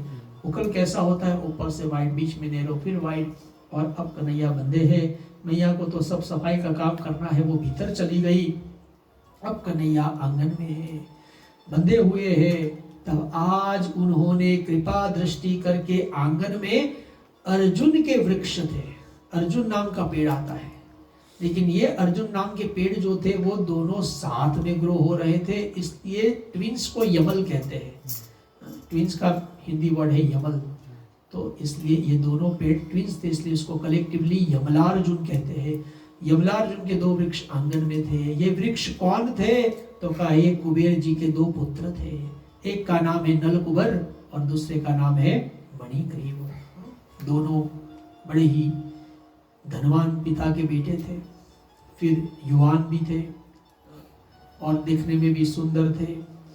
और फिर उनको भगवान शिव ने अपने रुद्र गणों में भी स्थान दिया था और उन्होंने उस दिन नशा भी किया था। 5 प्रकार के नशा से वो चूर थे। धन का नशा, रूप का नशा, पद का नशा, बल का नशा और फिर मदिरा का नशा तो था ही। वहां पर हरि नाम संकीर्तन करते हुए जब नारद जी गंगा तट से गुजर रहे थे, नारद जी को आया देखकर अन्य लोगों ने, अन्य नारियों ने तो वस्त्र धारण कर लिए, पर ये दोनों नग्न ही खड़े रहे। तब नारद जी ने कहा अरे नग्न ही रहना है तो जाओ, दोनों पेड़ बन जाओ। पेड़ बनोगे तो फिर कपड़े पहनने की जरूरत नहीं पड़ेगी। दोनों को श्राप दे दिया, दोनों का सारा नशा उतर गया। महाराज कृपा करो, हमें पता नहीं रहा। तब नारद जी ने कृपा करते हुए कहा ठीक है पेड़ तो बनोगे, लेकिन किसी हॉस्पिटल के बाजू में नहीं, किसी सीमेट्री के बाजू में नहीं, सीवज के बाजू में नहीं, रबिश बिन के बाजू में नहीं, आप दोनों बनोगे नंद बाबा के आंगन में। बोलो कृष्ण कन्हैया लाल की जय। तो लागी दया कोमल चित्त संता। नारद जी का चित्त बड़ा कोमल है। नारद देखा विकल जयंता, लागी दया कोमल चित्त संता। का पेड़ बनोगे नंद बाबा के आंगन में, और जब कन्हैया का स्पर्श आपको होगा तब श्राप से मुक्त होगे। आज कन्हैया खुद बंधे हैं और योजना बना रहे हैं इन दोनों को मुक्त करने की। इस रूप का नाम है बोलो दामोदर भगवान की जय। दाम यानी रस्सी, उदर यानी पेट। भगवान के उदर पर रस्सी है, इसलिए प्रभु का नाम दामोदर पड़ा। दामोदर रूप की क्या महिमा है? तो भाई वो खुद बंधे हैं और दूसरों को छुड़ाने का प्रयास कर रहे हैं। भगवान धीरे धीरे घुटनों के बल घसीटे घसीटे जा रहे हैं पेड़ों के पास। और जब वो पेड़ों के पास पहुंचे तो वो दोनों पेड़ के बीच में से कन्हैया तो निकल गए, पर उखल नहीं निकल पाया। और जैसे भगवान ने थोड़ा सा खींचा तो वो दोनों पेड़ गिर गए और उसमें से 2 तेजोमय पुरुष प्रकट हो गए। ये घटना किस दिन हुई? कहा ये घटना दिवाली के दिन हुई। बोलो कृष्ण कन्हैया लाल की जय। ये मास का नाम कार्तिक मास है। आज कल से शुरू है, पर आज पूर्णिमा से ही लोग मनाना शुरू करते हैं। और इसमें लोग कन्हैया को दीपदान करते हैं, तुलसी मैया को दीपदान करते हैं। प्रभु इसी महीने में आपने कृपा करके यमलार्जुन को बंधन से मुक्त किया था, हम सबको भी बंधन से मुक्त करे, कर्म के बंधन से, दोषों के बंधन से। तो जैसे ही 2 तेजोमय पुरुष प्रकट हुए, उनके आंखों में जल था, हाथ जोड़े हुए थे। प्रभु से कहा प्रभु आज हमको ज्ञान हुआ है कि नारद जी ने हमको श्राप नहीं दिया था, नारद जी ने हमको आशीर्वाद दिया था। कैसा आशीर्वाद दिया था? कहा हम लोग बहुत फॉर्चुनेट है कि हमको यहाँ पे पेड़ बनना पड़ा, क्योंकि हमें आपकी सारी लीलाओं का दर्शन हुआ। बोलो कृष्ण कन्हैया लाल की। कैसे सारी लीलाओं का दर्शन हुआ? क्योंकि कन्हैया के पास कोई फोन नहीं था। बोलो श्री हरि की। तो सारा टाइम वो आउटसाइड ही स्पेंड करते थे। इसलिए जितनी लीला है सब नल कुंवर मणिग्रीव हमको देखने को मिली है। और अब हमने जाना है कि जब हमारा सेंसस आपसे दूर होते हैं तो पाप करते हैं, जब हमारे सेंसस आपसे जुड़े होते हैं तो पाप नहीं करते हैं। हम लोग यहाँ थे तो हमें कभी पाप करने का मन ही नहीं हुआ, क्योंकि हम आंख नाक कान से आप ही को देख रहे थे। इसलिए प्रभु हम चाहते हैं वाणी गुणानुकथने श्रवणो कथायां, वाणी से आपके गुण गाते रहे, कानों से आपकी कथा सुनते रहे, सर संतों के आगे झुकता रहे, हाथों से आपकी और आपके भक्तों की सेवा होती रहे, चरण चलकर आपके तीर्थों में जाया करे। यही वरदान हम चाहते हैं। प्रभु ने कहा तथास्तु। और फ्यूचर में कभी कोई संत का अपराध नहीं करना। दोनों ने उकल के साथ प्रभु की परिक्रमा की और पिता लोक की ओर प्रयाण किया। बोलो कृष्ण कन्हैया लाल की जय। जैसे पेड़ गिरने की आवाज आई, नंद बाबा अन्य गोप भागे हुए आए। क्या हुआ लाला, क्या हुआ? कुछ बच्चे वहां खेल रहे थे। कहा ये लाला ने पुल किया, इससे ये हुआ है। पर किसी ने उस बात पे भरोसा किया नहीं। और फिर बड़ी सुंदर कथा है। सुंदर कथा इस प्रकार से है कि एक फल विक्रयणी थी जिसका नाम था सुखिया। वो फल बेचने आया करती थी। उसके मन में बड़ी इच्छा थी कि मेरे फल लाला खाए। कन्हैया तो सबके मन का भाव जानते हैं। सुखिया बाई जब पुकार रही थी फल ले लो फल ले लो, तब आज कन्हैया ने मैया से कहा मैया मुझे भी फल खाने हैं। बाटर सिस्टम चलता था, अन्न दे दो और फल मिल जाए। तो प्यारे कन्हैया अपने छोटे छोटे हाथों में मुट्ठी भर दाने लेकर आ रहे हैं। कुछ दाने बीच में गिरते जा रहे हैं, थोड़े ही हाथ में बचे हैं, वो दिए। लेकिन सुखिया तो भगवान की भक्त थी, उसके लिए वो दाने ही रत्न थे। और उसने उसका स्वीकार करके कन्हैया को मीठे मीठे फल अर्पण किए, जैसे रामलीला में सबरी मैया ने किए। और जब वो घर पे पहुंची तो पूरा टोकला रत्न से भर गया था। बोलो कृष्ण कन्हैया लाल की। कहा यही है सुखिया बाई की कथा। कहा कौन सुखिया है इस संसार में? सुखिया कौन है? कहा जो भी अपने कर्मों का फल प्रभु को अर्पण करता है वही इस संसार में सुखिया है। सुपनखा कहती है राजनीति बिनु धन बिनु धर्मा, हरि समर्पे बिनु सदकर्मा। नीति के बिना राज्य ये बोझ है, और धर्म के बिना धन ये भी बोझ है। और अगर हम सदकर्म करें और भगवान को अर्पण नहीं करें तो वो भी एक प्रकार का बोझ है, थकान है। तो ये सब भगवान को अर्पण करने में ही भलाई है। सुखिया से हमें ये सब ज्ञान मिलता है। सब गोपों ने सुंदर मीटिंग की कि भाई एक के बाद एक विपत्ति आ रही। देखो लाला के ऊपर पेड़ गिरते गिरते बच गए, अब हम लोगों को माइग्रेट करना चाहिए। कहाँ माइग्रेट करेंगे? गोकुल से। सबने कहा यहाँ पास में वृंदावन नाम का बड़ा सुंदर स्थल है, वहां पर गोवर्धन जी भी है, तो हमारी गैयाओं को हरी हरी घास भी मिलेगी, और यमुना जी का प्रभाव तो है ही है। सबने कहा चलो अब यहाँ से हम लोग प्रस्थान करते हैं। पूरे गोकुल वासियों ने माइग्रेशन किया और कहाँ आ गए? बोलो वृंदावन धाम की। वृंदावन में सबने अपना घर को बसाया। कैसे बसाया? तो कहा अर्ध चंद्राकार शेप में बसाया, सेमी सर्कल टाइप का स्टेट बनाया, ताकि हर एक घर से दूसरे घर का ख्याल रख पाए। और जब भगवान वृंदावन में आए तो वृंदावन प्रभु को बड़ा प्यारा है। वृंदावन की अधिष्ठात्री देवी राधा रानी है, और यहाँ पर भगवान की सारी मधुर मधुर लीलाएं होने वाली है। तो वृंदावन क्या है? तो कहा जय राधा माधव भजन ही वृंदावन है। वृंदावन मतलब जहाँ राधा हो, वृंदावन मतलब जहाँ नंद यशोदा हो, वृंदावन मतलब जहाँ गोपी ग्वाल हो, और वृंदावन मतलब जहाँ यमुना मैया और गोवर्धन महाराज हो। ये सभी जय राधा माधव भजन में। तो घर घर तुलसी ठाकुर सेवा,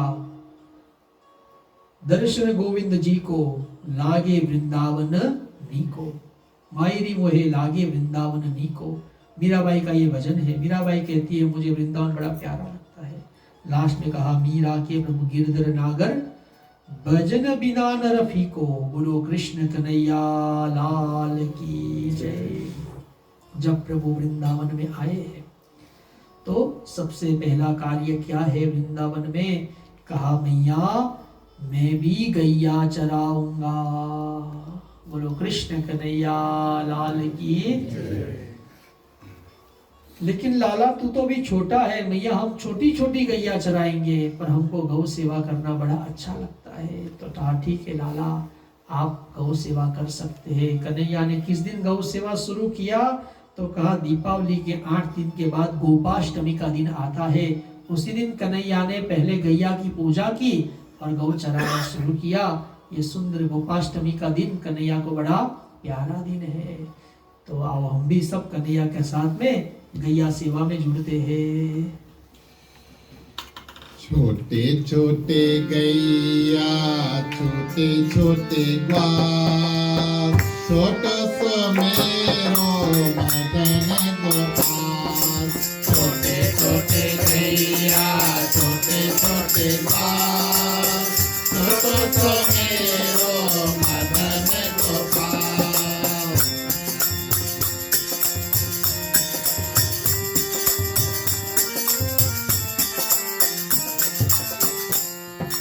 आगे आगे गैया पीछे पीछे ग्वाल, आगे आगे गैया पीछे पीछे ग्वाल, आगे आगे गैया पीछे पीछे ग्वाल। आगे आगे गैया पीछे पीछे ग्वाल, बीच में मेरो मदन गोपाल। छोटे छोटे गैया छोटे छोटे ग्वाल, छोटो सो मेरो मदन गोपाल।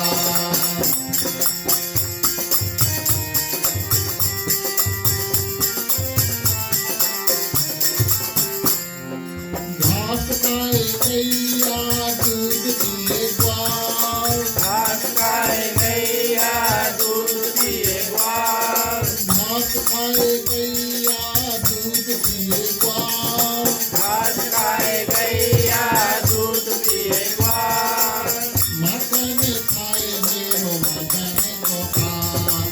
छोटे छोटे गैया छोटे छोटे ग्वाल, छोटो सो मेरो मदन गोपाल। छोटे छोटे गैया छोटे छोटे ग्वाल, छोटो सो मेरो मदन गोपाल। छोटो सो मेरो मदन गोपाल, छोटो सो मेरो मदन गोपाल। कृष्ण कन्हैया लाल की जय। जब कन्हैया ग्वालों के साथ गैया चराने के लिए जाते हैं तब वहां पर एक बछड़ा के रूप में राक्षस आ जाता है जिसका नाम है वत्सासुर। बछड़ों के साथ मिल गया था। कन्हैया पहचान गए कि ये अपना बछड़ा नहीं पर असुर है। उसका पैर पकड़कर गोल गोल घुमाकर उसका उद्धार किया। वहीं पे बकासुर बगुला का रूप लेकर आ गया था। उसकी दोनों चोंच फोड़कर उसका उद्धार किया। एक दिन की बात है, कंस के द्वारा प्रेरित वहां पर अघासुर आया। अघासुर बड़ा सा मुंह फैलाकर जीभ को बाहर करके ऐसा लग रहा है जैसे जीभ उसकी कोई सीढ़ी हो और उसका शरीर कोई गुफा हो। अंदर से सुगंधी हवा भी ब्रीथ आउट कर रहा है। सब कहा हमने ये कभी गुफा देखी नहीं है, चलो कन्हैया देखने चलते हैं। कन्हैया तो जानते थे उसका कपट। जब सारे सखा गए कन्हैया भी गए। जब कन्हैया आ गए तब उसने अपना मुख बंद कर दिया। प्रभु ने अपना शरीर फैलाया तब उसकी सांसें रुक गई और वो सांसें उसका सर फाड़ के निकल गई और उसका उद्धार किया। बोलो कृष्ण कन्हैया लाल की जय। अघासुर के उद्धार की कथा कहते हुए सुखदेव जी ने कहा, परीक्षित हर दिन जो जो लीलाएं होती थी वो शाम को ग्वाल अपने माता गोपियों को सुनाते थे। गोपियां प्रतीक्षा इसलिए करते थे कि आज हमारे बच्चे आएंगे और हमको कन्हैया की लीलाएं सुनाएंगे। लेकिन अघासुर वध की कथा उन ग्वालों ने 1 साल के बाद सुनाई। बोलो कृष्ण कन्हैया लाल की जय। महाराज 1 साल के बाद कैसे? तो कहा सुनते हैं। कहा जिस दिन अघासुर वध की लीला थी उस दिन कि एक दिन पहले कन्हैया ने सबको कहा था कि कल हम लोग सब अच्छी तरह से भोजन करेंगे वन में, तो सब लोग अपने घर से स्वादिष्ट भोजन सामग्री लेकर आना। उस सखा मंडल में एक सखा था जिसका नाम था मधुमंगल।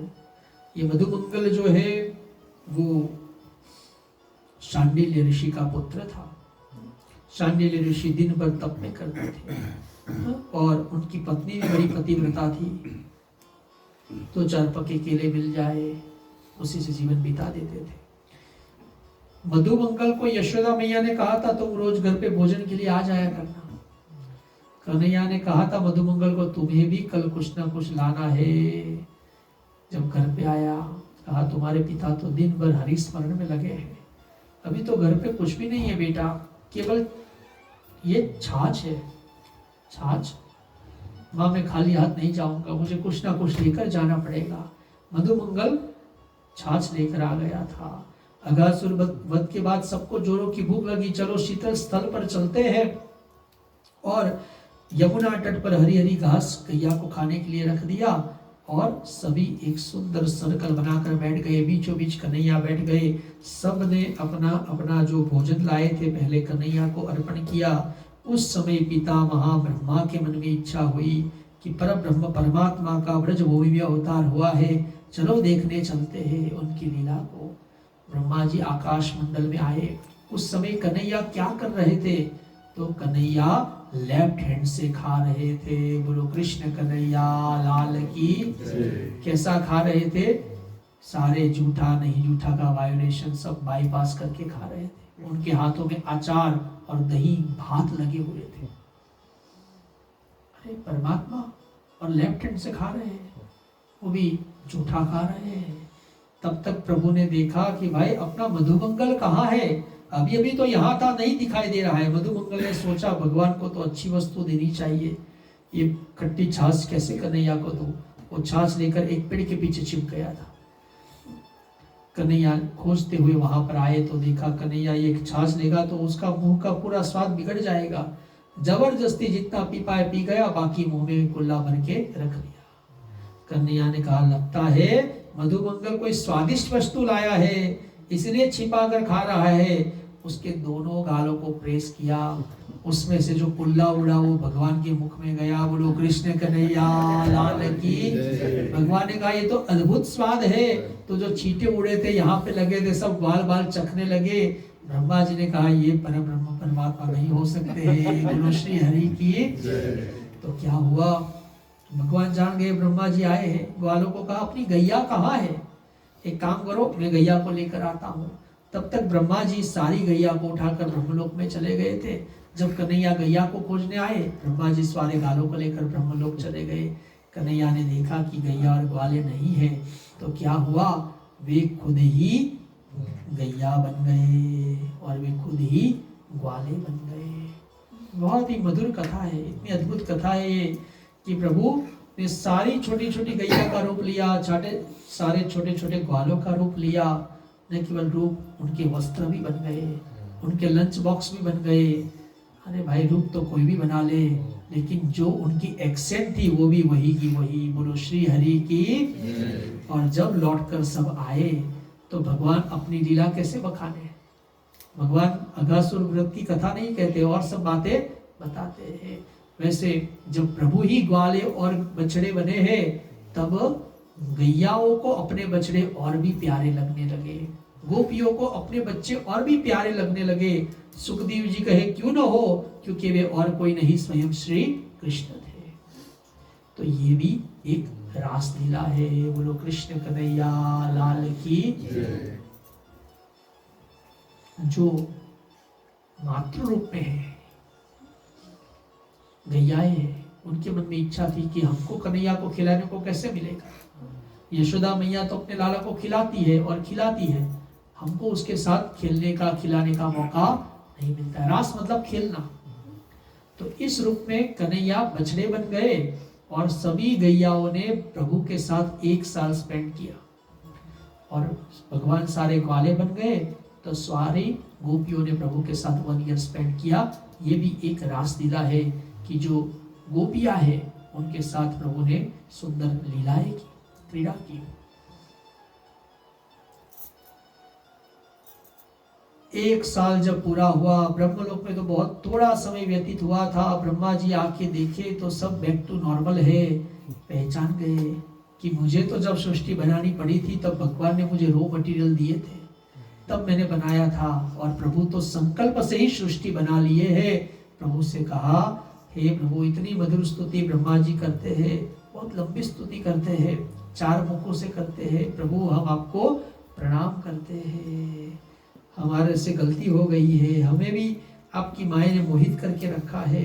और तब उनकी लंबी स्तुति के बाद ब्रह्मा जी दंडवत प्रणाम करते हैं, चारों ओर रोल होके प्रणाम करते हैं, क्योंकि दंडवत में तो सर नीचे होना चाहिए। अगर 4 मुख है तो एक मुख तो नीचे होगा, दूसरा तो पीछे ऊपर रहेगा। तो बोलो श्री हरि की जय हो। और तब भगवान ने अपने सारे जो रूप है गैया के और ग्वालों के वापिस अपने में समाहित कर लिए। और वे जब गैया और ग्वालों को लेकर गए थे, वो योग निद्रा में थे, यहाँ पे वापिस लेकर आए। उनको ऐसे लगा भी ही मानो सोकर जागे। सब जब लौट कर आए तब सबने कहा, मैया आज कन्हैया ने अघासुर का उद्धार किया था। बोलो कृष्ण कन्हैया लाल की जय। वहीं पर एक असुर जिसका नाम था धेनुकासुर, जो गधे के रूप में था और एक ताल वन में वो अपना टेरिटरी जमा कर बैठा था। ताल वन में सीजन से बड़े सुंदर सुंदर पक्के फल आए थे, पर कोई जा नहीं पाता था। ये जो धेनुकासुर था, ना फल खाता था ना किसी को खाने देता था। कन्हैया इतने सुंदर फल है, कन्हैया ने कहा चलो चलते हैं। और जब सब वहां पर गए, आवाज आई, धेनुकासुर युद्ध के लिए तैयार हुआ और बलराम जी ने धेनुकासुर का वध कर डाला। बोलो कृष्ण कन्हैया लाल की। धेनुकासुर ने, देखो भाई, जो ये पृथ्वी है वो कोई कमाता नहीं है, ये तो नेचुरल रिसोर्स है, इसका सबको सदुपयोग करना चाहिए। ये धेनुकासुर ना धरती का उपयोग करता था ना किसी को करने देता था। अब धेनुकासुर से तो धरती को छुड़ाया, लेकिन एक दूसरा भी था, कालिया, वो यमुना जी को पोल्यूट करके रखा था। और ना खुद वो जल का पान कर रहा है और ना कोई उसके कारण जल पी पा रहा है।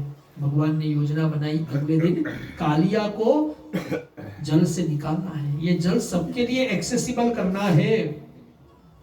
लेकिन कैसे करें? अपने बलराम जी भी तो शेषनाग के अवतार है और कालिया भी नाग है, दोनों जाति भाई है। कहीं उनको हम निकालने जाए और बलराम जी इंटरव्यू करें तो फिर मिशन अधूरा रहेगा। तो रात्रि के समय यशोदा मैया को कहने लगे, माँ मालूम है आज क्या हुआ है? आज दाऊ भैया ने एक गधे को मारा है। बोलो कृष्ण कन्हैया लाल की। एकदम चिढ़ाने लगे बलराम जी को कि इन्होंने तो देखो आज गधे को मारा है। अरे मैया वो गधा नहीं, बड़ा राक्षस था।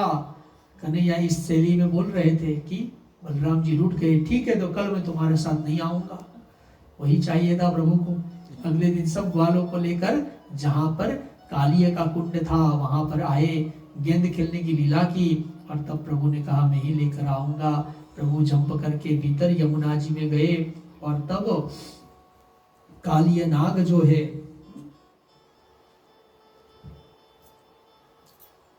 वो डिस्टर्ब हुआ और भगवान को अपने जो शरीर है उससे लपेट लेने का प्रयास करता है, पर प्रभु इतना वजन बढ़ाते हैं कि वो नहीं सह पाता है। तो प्रभु उछल के ऊपर उड़ते हैं और उछल कर उसके फना पर आ जाते हैं। बोलो कृष्ण कन्हैया लाल की। तो बहुत अद्भुत लीला है कि कोई जमीन पर हो तो उछले, जल में से कैसे उछले भाई? ये परमात्मा ही कर सकते हैं। और जो जो उसके फन भगवान को मारने जाए उसी के ऊपर प्रभु पैर रखे और सारा उसका विष उगल दिया गया। तो वहीं पे वो नाग पत्नी हाथ जोड़ के कह रही है, प्रभु हमें आपकी चरण रज दे दो। बोलो कृष्ण कन्हैया लाल की। चरण रज दे दो मानी प्रभु अब इसको माफ करो, नीचे आ जाओ। प्रभु नीचे आ गए। कालिया को कहा कि यहाँ तुम्हारे कारण गैया भी विषैला जल से पीड़ित हो रही है, पक्षी भी मर जाया करते हैं, कोई ये जल को नहीं पी पा रहे, तुम यहाँ से कहीं और चले जाओ। प्रभु आपका वाहन गरुड़ ही मेरा शत्रु है, कहाँ जाओ?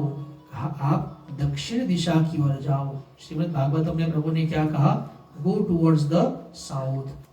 तो हमारे कुछ भक्त मानते हैं वे साउथ पैसिफिक में आए हैं। बोलो कृष्ण कन्हैया लाल की जय। और सुंदर कालिया प्रभु का श्री विग्रह तो यही है, नित्य प्रति बड़ा हो ही रहा है। पर प्रभु गरुड़ बोला, अब गरुड़ आपको कुछ भी नहीं करेगा, क्योंकि मेरे चरणों से आपके सर के ऊपर यू मार्क बन गया है। अब आप विष्णु डिवोटी हो गए हैं, गरुड़ भी विष्णु डिवोटी है, अब आपको किसी से डरने की जरूरत नहीं है। इस प्रकार कालिया पर प्रभु ने कृपा की। उस समय भगवान ने अग्नि देवता को कहा, ये टेरिटरी में आकर आग लगा लो, क्योंकि ये सारा वनस्पति जहरीला हो गया है। तो उस समय बुश फायर लगा।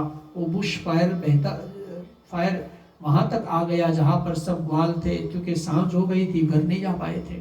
तो जब वो बुश फायर वहां तक आया तो भगवान वो सारा अग्नि पी जाते हैं और गोकुल वासियों की, ब्रजवासियों की रक्षा करते हैं। कृष्ण कन्हैया लाल की जय। इसी लीला में भगवान दावानल से बचाते। और फिर दूसरी बार जब वो वन में जाते हैं तो वहां पर प्रलंबासुर का उद्धार करते हैं, और वहां पर भी जो बुश फायर लगता है उससे भी गोपों और बालों की रक्षा करते हैं। और फिर वर्षा ऋतु के बाद ये शरद ऋतु आई।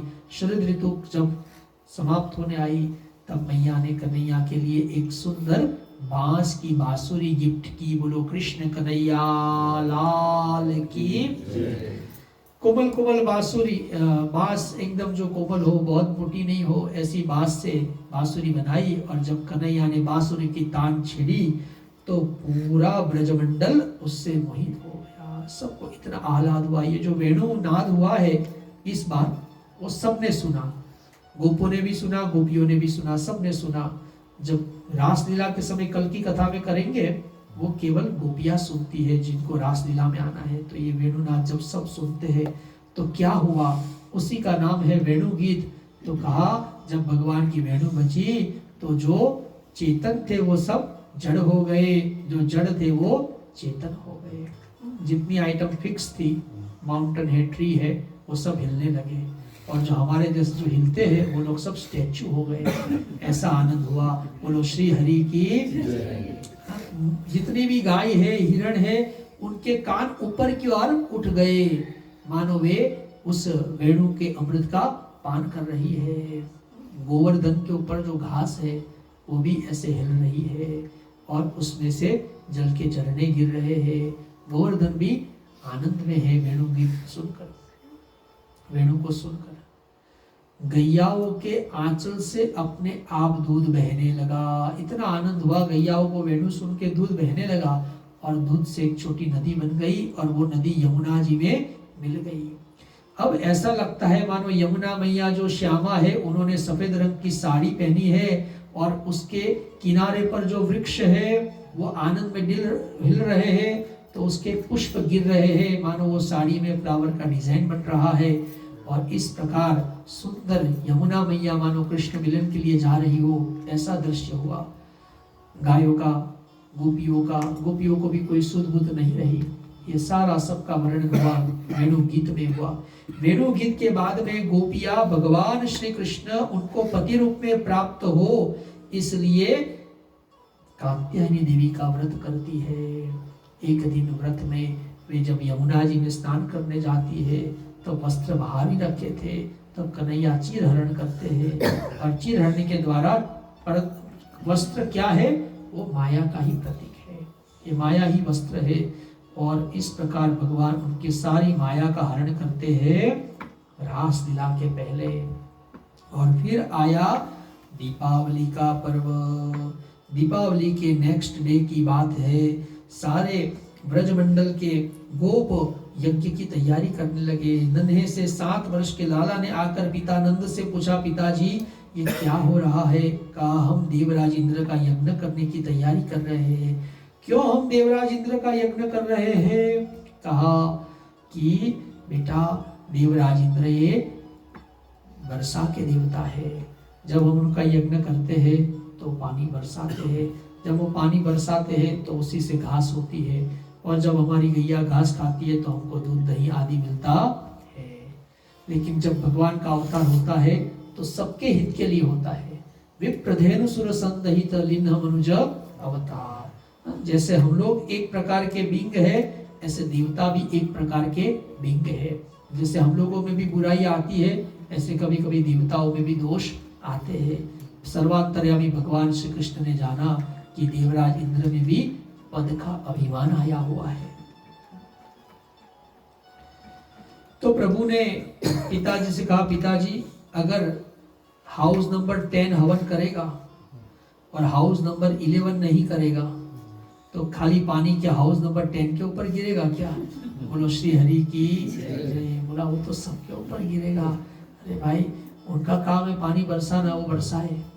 और हमने देवराज इंद्र को कभी देखा नहीं है, लेकिन जिनको हम देख रहे हैं उनकी पूजा तो हम लोग करते नहीं है।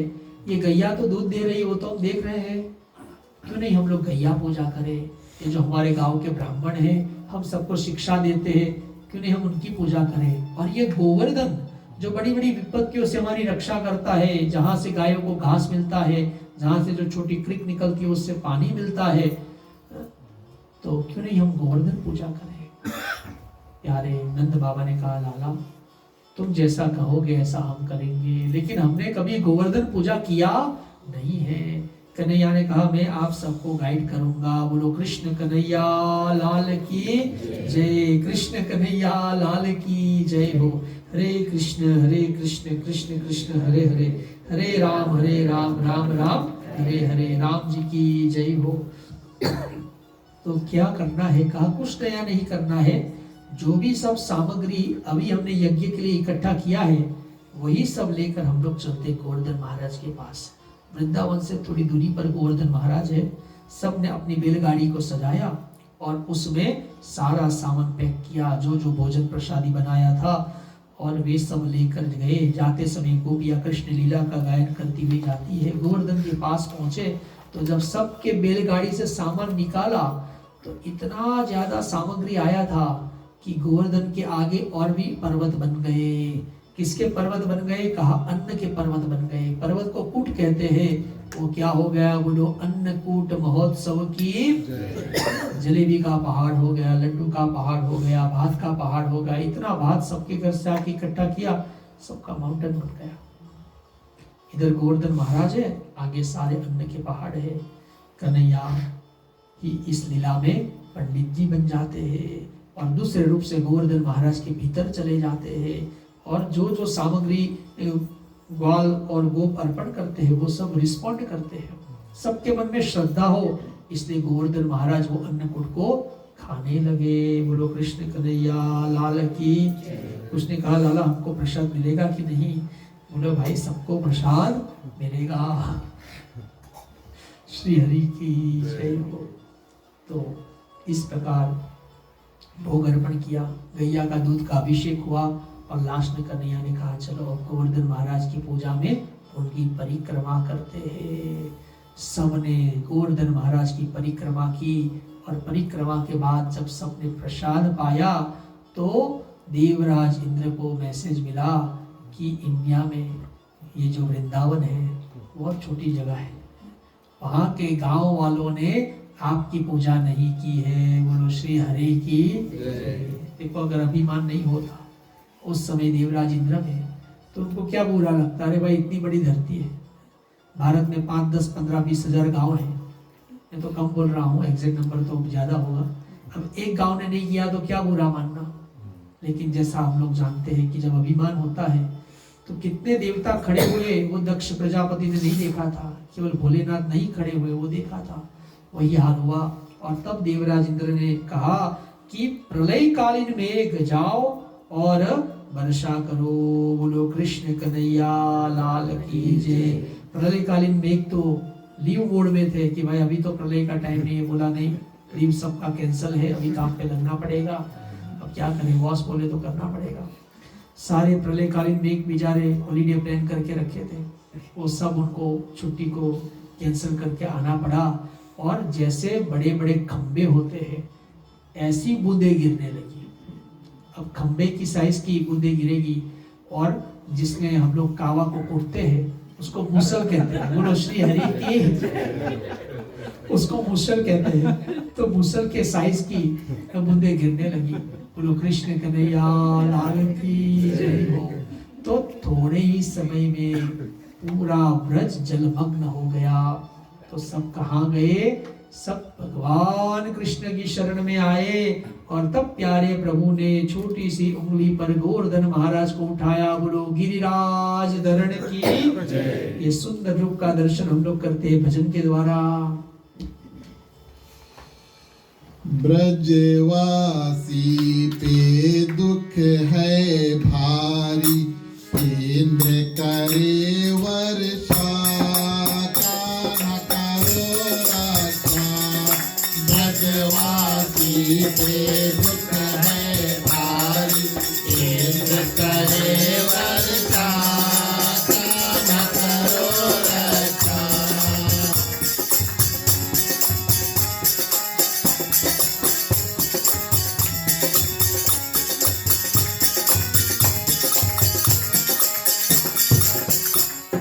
गोवर्धन को धारा है, 7 दिनों की लीला है।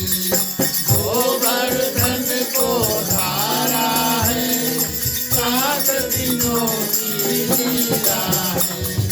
छोटी अंजलि से कान्हा करो रक्षा। ब्रजवासी पे दुख है भारी, इंद्र करे वर्षा, कान्हा करो रक्षा।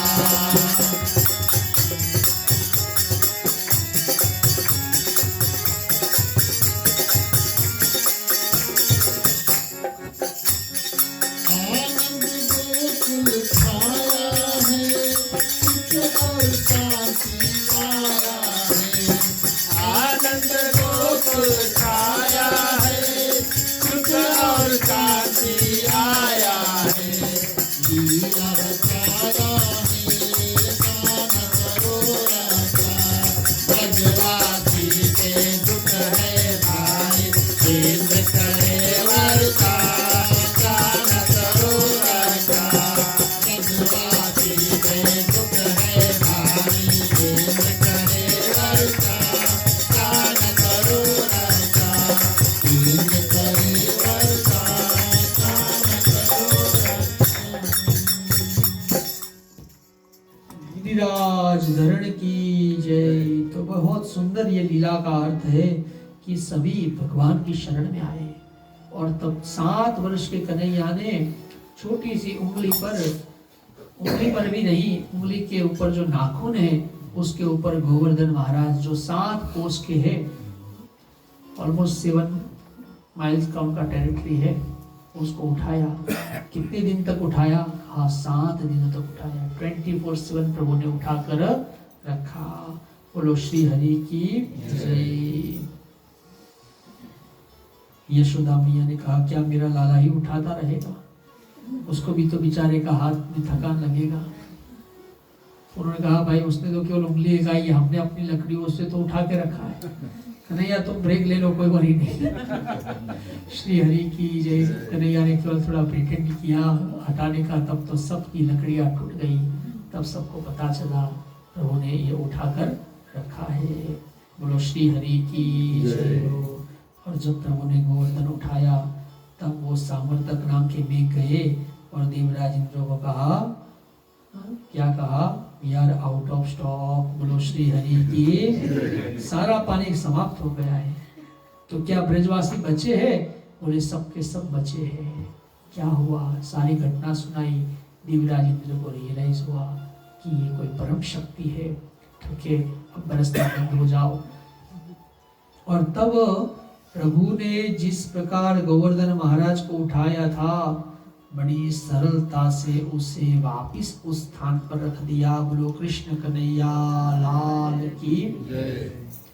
जब प्रभु ने उठाया था तो उनके जो सुदर्शन चक्र है वो ऊपर से वर्षा से प्रोटेक्ट कर रहे थे, और शेषनाग अनंत ने राइट राउंड प्रोटेक्शन किया था ताकि पानी वहां नीचे नहीं आ जाए।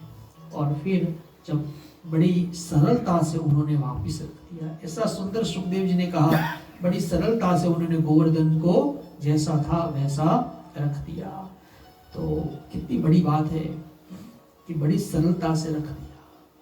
कहा उठाने से भी मुश्किल है वापिस रखना। बोलो कृष्ण कन्हैया लाल की।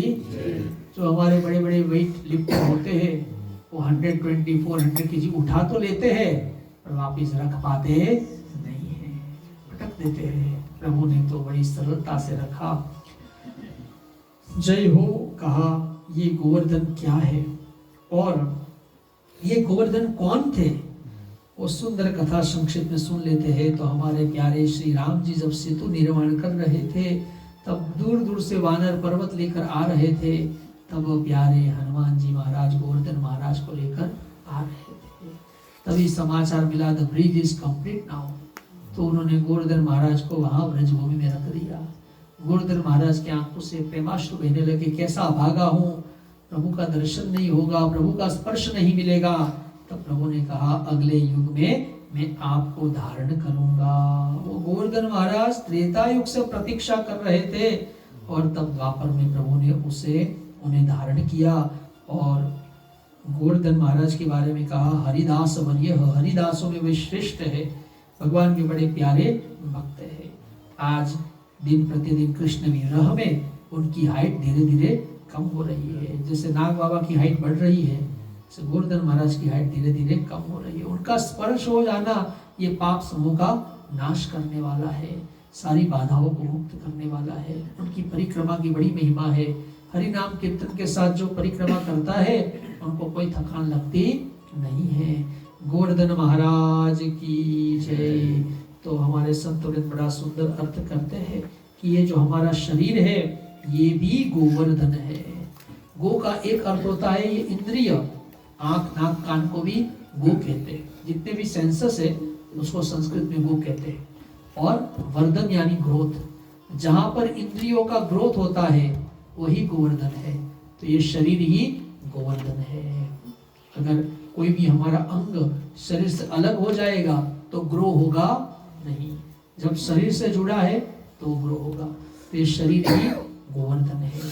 और ये गोवर्धन को कौन उठाए हुए है, बोलो कृष्ण कन्हैया लाल की। हम लोग 5 kg राइस बैग उठाते तो वजन लगता है, पर अपना 80-90 kg वजन लगता नहीं है। बोलो श्री हरि की। बताओ सबको अपना वजन भी खुद उठाना पड़े तो क्या हाल है। 70 kg बॉडी का वजन हो और 70 kg का बोझ एवरी डे 24/7 सहना पड़े तो क्या हो। तो कहा ये वजन को परमात्मा ही धारण करते हैं, 24/7 धारण करते हैं। जब वो परम तत्व यहाँ से निकल जाता है तो ये एक ही शरीर को उठाने के लिए 4 लोगों की सहायता लेनी पड़ती है। तो गोवर्धन लीला ये कोई पास्ट फिनोमिना नहीं है, ऑनगोइंग फिनोमिना है। हमारे गुणी भक्त बड़ी श्रद्धा से दीपावली के अगले दिन गोवर्धन महाराज की पूजा करते हैं। उनकी पूजा कैसे हो, तो भाई जो भी हमने मिठाई आदि बनाया प्रेम से उनको भोग लगा लो, वही गोवर्धन महाराज की पूजा है। गोवर्धन पूजा का मेन अंग था अन्नकूट। आज भी यहाँ पर यथाशक्ति गोवर्धन महाराज को भोग अर्पण किया है। सुंदर गोबर का भी स्पर्श गोवर्धन महाराज को हुआ है और हरी हरी घास भी यहाँ पर स्थापित हुई है। तो गोवर्धन महाराज की कृपा सबके जीवन में हो और गोवर्धन महाराज सबकी रक्षा करे, सबको हरि भक्ति प्रदान करे। ऐसी मंगल कामना के साथ आज वाणी को विराम। हरे कृष्ण कृष्ण कृष्ण हरे हरे, हरे राम राम राम हरे हरे। जय हो। आरती का क्रम करेंगे, फिर कुछ सूचनाएं और भजन का आनंद हम लोग लेंगे।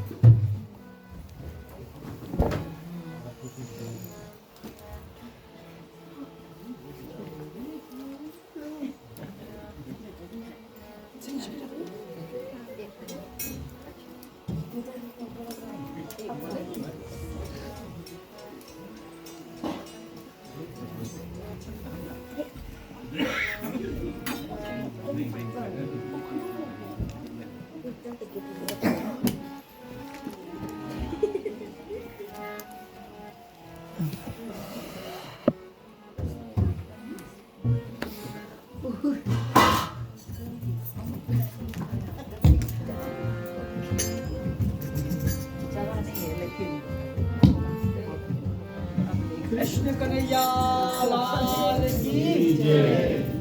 लाल धरण की। सब भागवत पुराण बाल गोपाल और गोवर्धन महाराज की आरती करेंगे। आरती कुंज बिहारी की, श्री गिरधर कृष्ण मुरारी की।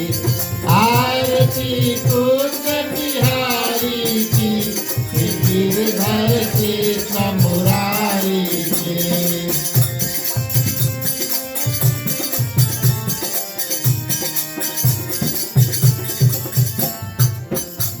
गले में बैजंती माला, बजावे मुरली मधुर भाला। श्रवण से धंधल झलकारा, आनंद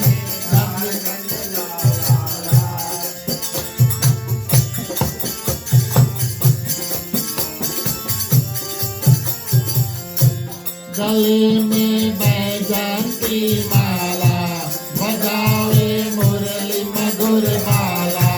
श्रवण में कुंडल झलकारा, नंद के आनंद नंद लाला। सदन सम अंग कांति काली, राधिका चमक रही आली। रतन में पारे वनमाली, भ्रमर तो कस्तूरी तिलक। चंद्र सी झलक ललित छवि श्यामा प्यारी की, श्री गिरधर कृष्ण मुरारी की। आरती कुंज बिहारी की, श्री गिरधर कृष्ण मुरारी की।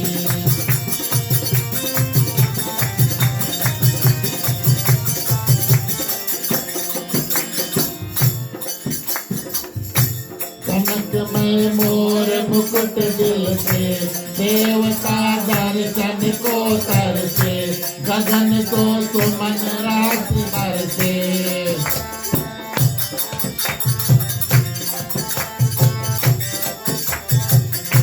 कनकमय मोर मुकुट दिल से, देवता दर्शन को तरसे। गगन को सुमन राशि बरसे। बसे मुरझंग मधुर निर्भंग, ग्वालन के संग अतुल रति गोप कुमारी की। श्री गिरधर कृष्ण मुरारी की। आरती कुंज बिहारी की, श्री गिरधर कृष्ण मुरारी की।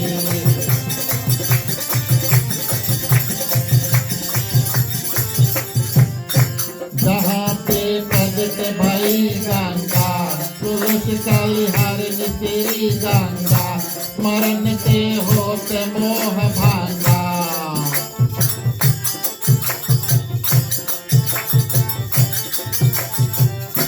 जहाँ पे प्रगट भई गंगा, तुलसी कलिहरण तेरी गंगा। स्मरण से होत मोह भांगा। बसी शिव जी जटा के बीच, हरे अध की चरण चबिसी बनवारी की। श्री गिरधर कृष्ण मुरारी की। आरती कुंज बिहारी की, श्री गिरधर कृष्ण मुरारी की। आरती कुंज बिहारी की, श्री गिरधर कृष्ण मुरारी की।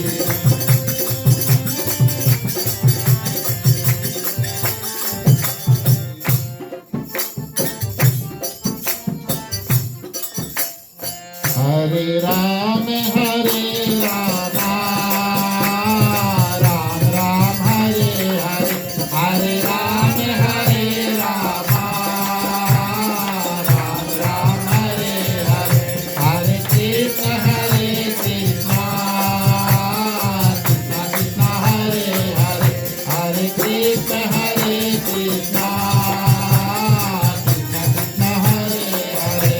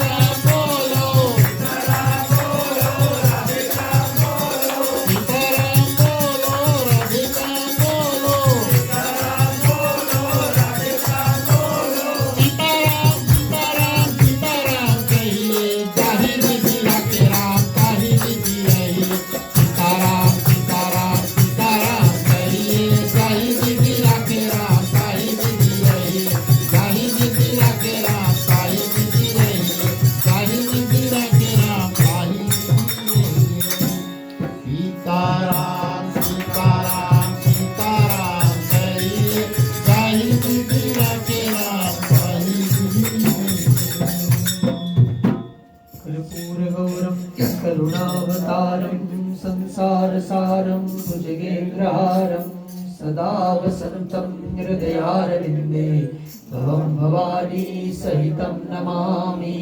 मङ्गलं भगवान् विष्णु मङ्गलं गरुडध्वज मङ्गलं पुण्डरीकाक्षो मङ्गलाय तनोहरि सर्वमङ्गलमाङ्गल्ये शिवे सर्वार्थसाधिके शरण्ये त्र्यम्बके गौरी नारायणी नमोस्तुते। जलेन प्रदक्षिणीकृत्य शीतल जल की परिक्रमा कर लेते हैं। बोलिए श्री गजानन गणपति महाराज की जय। अम्बे मात की जय। श्री उमापति महादेव की जय। श्री राधा कृष्ण भगवान की जय। बालकृष्ण लाल की जय। गोवर्धन महाराज की जय। श्रीमद् भागवत महापुराण की जय। ओम नमः पार्वती पतये हर हर महादेव हर। आरती का दर्शन कर लेते सभी कुछ क्षणों के लिए बैठ जाएंगे। यजमान परिवार आरती लेकर बैठ जाएंगे। आत्म कल्याणार्थे आत्माभिवंदनम, थोड़ा हैंड वॉश कर लेते हैं और प्रभु से प्रार्थना कर लेते हैं। प्रभु आप हमारे माता पिता बंधु सखा है, आपकी कृपा से ये 5 दिन का उत्सव संपन्न हुआ है। त्वमेव माता च पिता त्वमेव, त्वमेव बन्धुश्च सखा त्वमेव, त्वमेव विद्या द्रविणं त्वमेव, त्वमेव सर्वं मम देव देव। प्रभु आज हमने जो भी कुछ अच्छा किया है आपको अर्पण करते हैं। कायेन वाचा मनसेन्द्रियर्वा बुद्ध्यात्मना वा प्रकृति स्वभावात् करोमि यद्यद् सकलं परस्मै नारायणायेति समर्पयामि। 3 बार बोलना है। श्री विष्णवे नमः, श्री विष्णवे नमः, श्री विष्णवे नमः, श्री विष्णवे नमः। विष्णु स्मरणार्थ परिपूर्णता स्तव प्रसाद ग्रहणम। राम कहे सुख उपजे, कृष्ण कहे दुख जाय। महिमा महाप्रसाद की पावन भोग लगाए। बोलिए श्यावर रामचंद्र की जय, राधे प्रिय कृष्णचंद्र की जय। धन्यवाद उपस्थित आदरणीय श्रोतागण। आज का कथा बहुत रसिक था और ये कथा बड़ा कठिन है, लेकिन आपने बड़ा ही साधारण और सिंपल रूप से इसको समझाया और आपने ये दर्शाया है कि ये कथा मधुर रूप से और सुंदर रूप से कह भी सकते हैं। ये मेरे लिए भी सीख है और हम और आप बड़े ध्यान से श्रद्धा पूर्वक प्रिय श्रोतागण और सुन करके और जीवन सूत्र इसमें से निकाल सकते हैं। दिल गदगद हुआ हर दिन। और आज ये जो भक्ति की सीढ़ी है, हम जानते हैं हमारे साथ आप सब मिल करके और इस सीढ़ी को चल रहे हैं। प्रिय श्रोतागण, हमारे पूजनीय आचार्य श्री मार्कंड भट्ट जी को हृदय से धन्यवाद देते हैं। करतल ध्वनि से आज की कथा के लिए इनको धन्यवाद दें। प्रिय श्रोतागण, हमारे गृह मालिक मालकिन श्रीमान श्रीमती राकेश राम समस्त परिवार की ओर से, मंडी आदर्श सत्संग रामायण मंडली की ओर से सदस्यगण, संगतिगण, श्री धीरेन्द्र जी, भैया रोन भी आए हैं और जितने लोग यहाँ पर है, आप सभी को हृदय से स्वागत, दंडवत और धन्यवाद। आज 5वां दिन का जो क्रम है बड़े सुंदर रूप से बीता। आप सभी के लिए प्रसाद है, महाप्रसाद है, इसे कृपया करें और ग्रस्त परिवार जो है उसको आशीर्वाद और धन्यवाद देकर जाए। ये हमारा और आपका कर्तव्य बनता है। और प्रिय श्रोतागण, इसके बाद में हम और आप समय हो थोड़ा कीर्तन करेंगे, सभी को साथ में मिलकर के कीर्तन करेंगे। बोलिए सियावर रामचंद्र की, राधे प्रिय कृष्ण चंद्र की जय, वृंदावन बिहारी लाल की, गिरधर महाराज की जय।